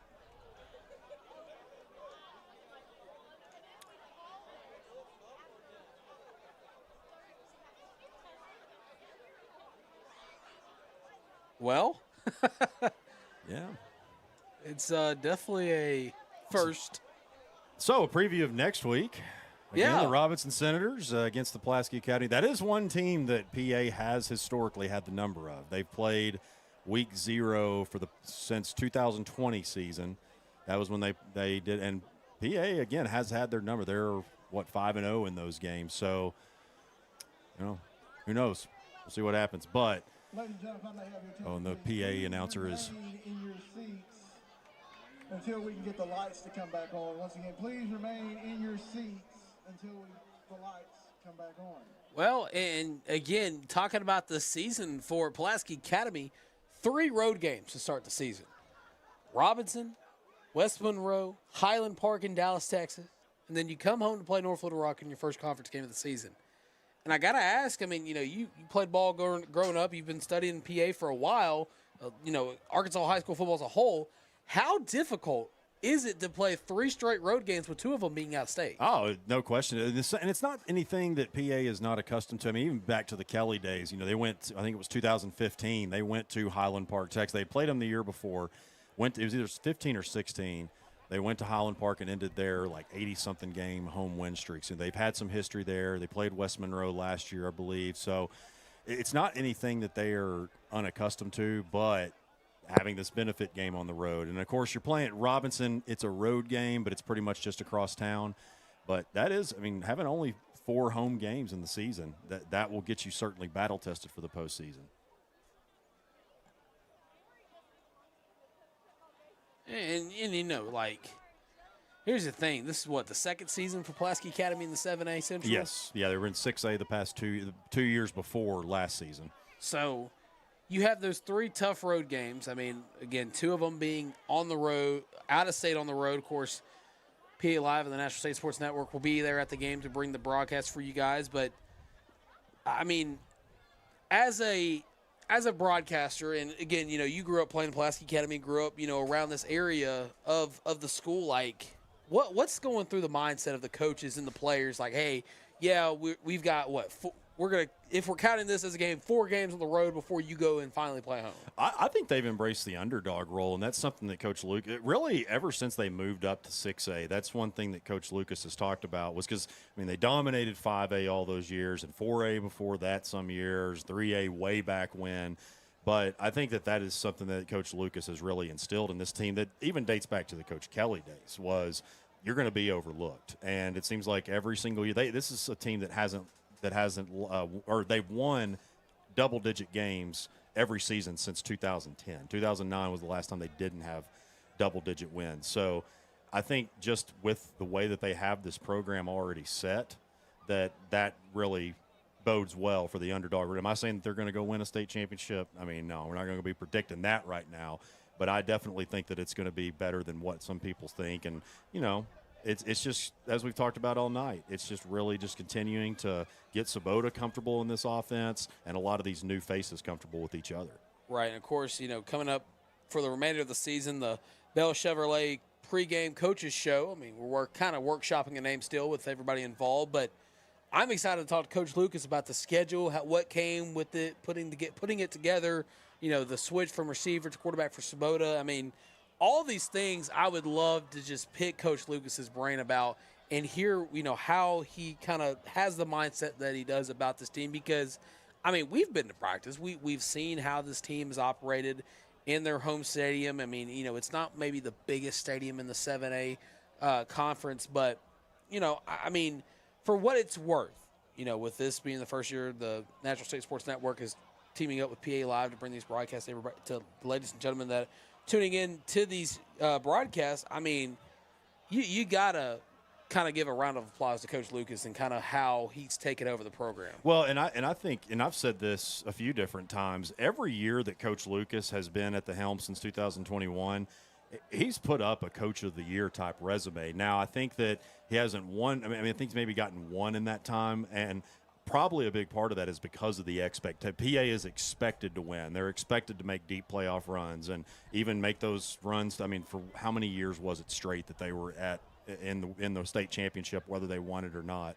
So I think that this year, especially if they prove this is the year that, I mean, if they do anything close to what they have done in previous years, that would be a Coach of the Year type resume. And he's just done that, as I said at the beginning, 45-8 through his tenure here, 2 state championships, 2 conference titles. There's a lot of coaches that would kill to have that resume. Right. Well, looking at our comments section for a moment, Tony Thrash commented and said, when Adam was about 5 years old at a PA game and the lights to the stadium were on the ground by a hill, he found the switch and turned the lights off in the stadium. Interesting. Okay. Now, you said that was Adam, so the current offensive coordinator? Okay. If the name matches up, I'm assuming so. Okay. I guess Tony can let us know in the comments for confirmation, but that is what was put in the comment section. But, you know, I mean, I guess we're forever going to deem this the night the lights went out in Jonesboro. Yeah, it's been an interesting afternoon, to say the least. It was kind of looking like were we going to be able to – was traffic and weather going to allow us to get out of Central Arkansas to get here? And as we get to the closing minutes, then we don't have any power. We're back in the 1800s. So just get a lantern and put it up at midfield and just play for 50 yards up.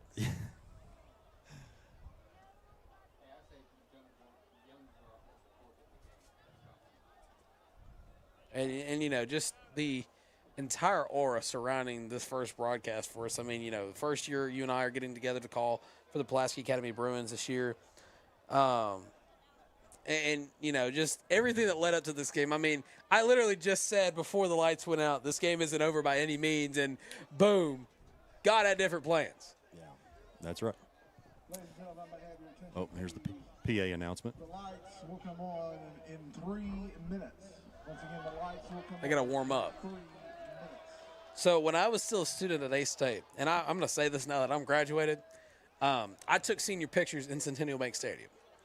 Coincidentally, the same name as this stadium. But the one that A-State plays at, and the lights were off, and not going to mention no names because some of them are still employed over there, but the lights were off, and I called some of my connections and said, hey, can I get the lights on for 15 minutes?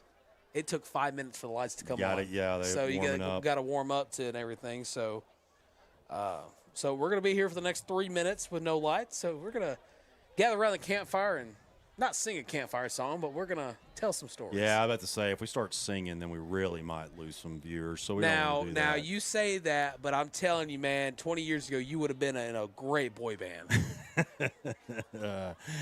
Yeah, I was in the church choir, but that was a long time ago.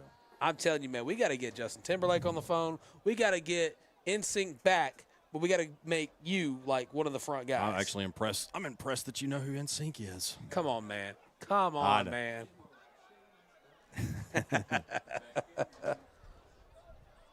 Come on, man. I listen to NSYNC in the gym. No, they. Not embarrassed to admit it because it's a bop. Yeah. But I mean, like from the overall standpoint, I mean, it's just wild that leading up, kind of everything that surrounded the broadcast, you know, the rain, the kind of question marks of if we were going to be here and whatnot. But now it's kind of like a cherry on top. Yeah.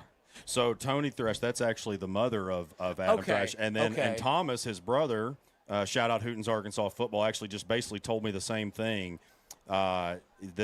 He pulled the lever and everything went dark that particular night, and now he's in. And I mentioned earlier that he's been in the press box, so that might be a little bit suspicious. That's his brother's word, suspicious, not mine.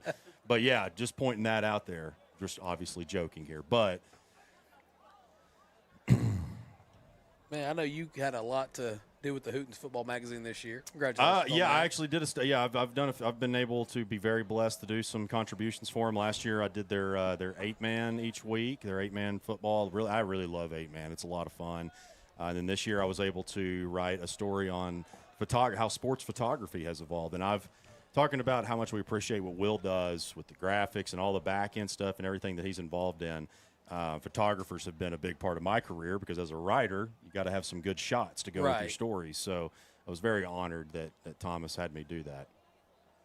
Yeah, I mean, hey, it's a big year for Arkansas football just as a whole. I mean, one of the biggest games of the college football season, Arkansas taking on Arkansas State. I know you've had your hands on that matchup from the Arkansas side of things. Yeah, looking forward to that big time. And I think Coach Pittman probably added a little bit more spice to it when he said at SEC Media Days that, no, I don't have any, he straight up said, like, I don't have any interest in playing a home and home. If we're going to play it in the future, we're going to play it in Fayetteville. So I think that added a little bit more spice to it. But I'm glad that we're getting to see it's been something that's been debated, not just for years, I mean, for generations at this point. So it is, even if it is only going to be one time that we see it, it's still going to happen at least one time, and we'll get a chance to see it live. I'll be there actually covering it.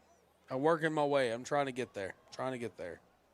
But yeah, I mean, just talking about this, I mean, it's a historic night for UMI. First game we've called together. First PA football game on the National State Sports Network. I mean, one of the owners, Will Watkins, sitting to my left. I mean, it's kind of a big deal for them when they got the PA deal, and now that they get it, not only does it become a historic night for them, but it becomes a memorable night for the PA family and the PA players and the Jonesboro players and families, because the lights went out. We'll be able to tell this story for a while. We should be getting the lights on here pretty soon.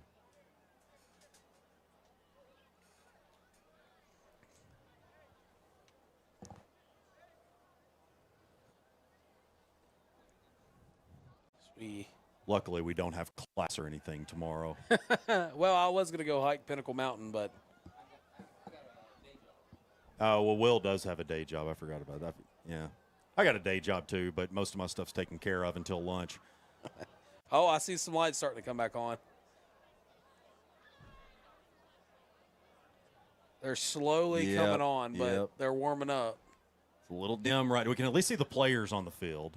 I don't think you can see it for the ones watching, but we in the box here can see the players at least, so they're starting to warm up.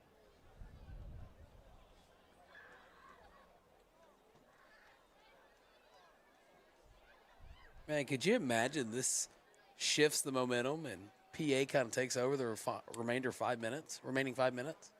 Yeah, that'd be something crazy.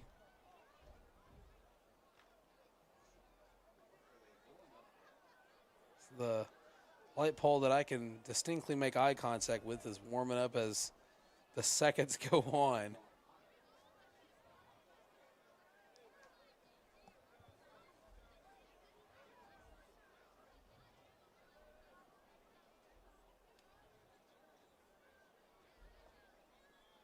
Okay, now we can really start to see the players.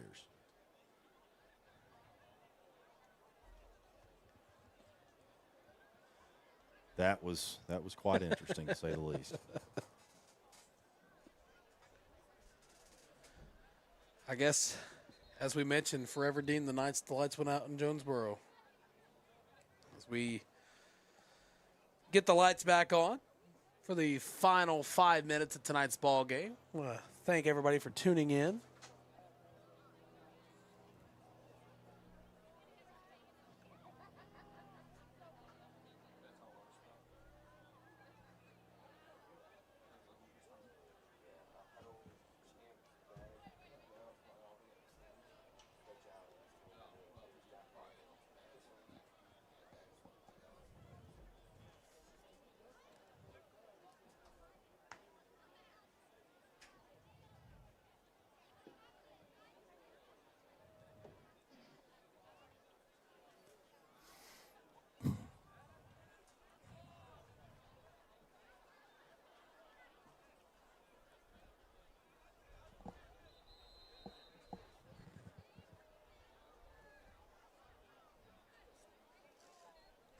All right, and we're taking the field.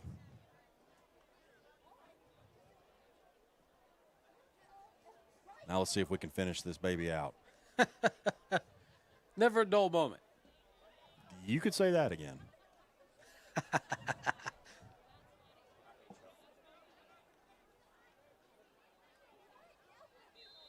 So here we go. After what felt like an eternity of darkness, we finally come to the light. Third down. Pressure coming Quarterback's going to break the first tackle. Round the outside. He's just going to throw it. It's going to be batted out of bounds, incomplete. Fourth down coming up for the Hurricane. Never thought those words were going to come out of my mouth for the rest of the night.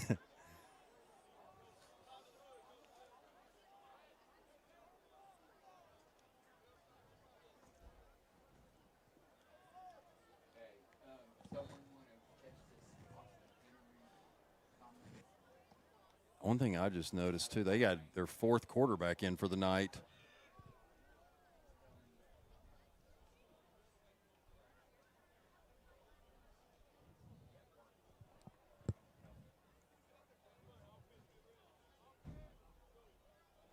So a comment in the comment section from Austin Henry asked if we could explain the Natural State Sports Network versus PA Live. And Natural State Sports Network is the broadcasting entity that Pulaski Academy has partnered with to put on all their broadcasts on their networks with. So when we say PA Live, Natural State Sports Network, it kind of goes hand in hand from a different aspect. But on the Natural State Sports Network, there are different layers and other broadcasts around the state of Arkansas for high school broadcast.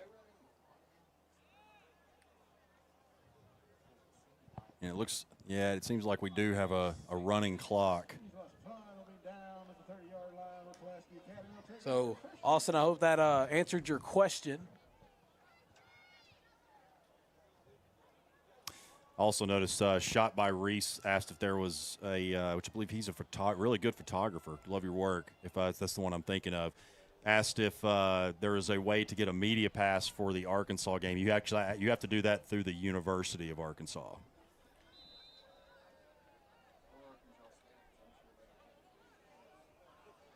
Or I guess you could probably do it through Arkansas State as well. I did it through the U of A, but you could probably do it through either side. I will say through Arkansas State, I was trying to do that, and apparently, according to the University of Arkansas, now I could be wrong, but from what I was sent and told, since it's classified as a home game for the Razorbacks, yeah, that's right. You can only be from the school, and it can only be like one member. Or was going to take the snap. Throws a deep ball. That one's going to be incomplete, but a flag will come in the area. Defensive pass interference. A lot of pass interference.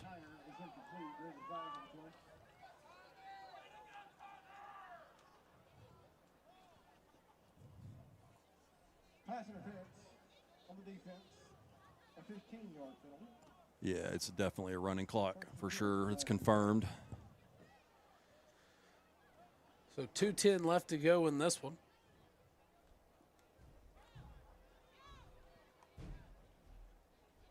As they're jumping around above us. That pass can be out the sideline. Great pitch and catch by the sophomore quarterback. Caught by number 19, Kason Smith, the junior receiver. Pass for number 19, Casey Smith. The first and 10 in Pulaski Academy on the 25-yard line. Rolls out, dumps it off, just runs right out of bounds. It's caught by Bailey Lowe, the sophomore receiver.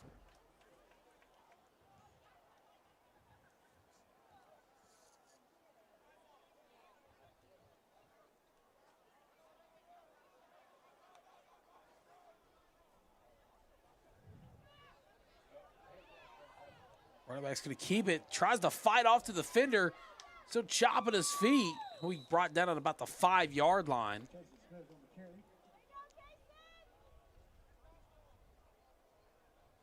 And we're now under a minute. Kason Smith on the carry. 53 seconds remaining in this one. First and goal for the Bruins.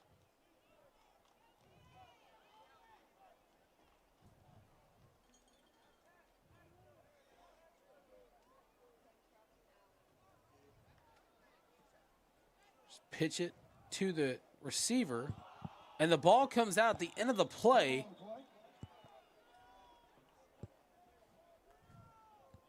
See my man Ricky Brown in the comments. That is Aaron at quarterback. So it will be a turnover by the Bruins. The Hurricane will get it with 13 seconds remaining.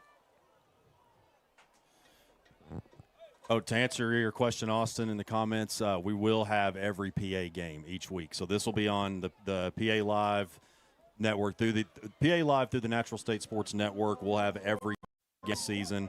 And then, of course, you'll have Maumelle games on Maumelle Sports Network, Robinson on Robinson, et cetera, et cetera.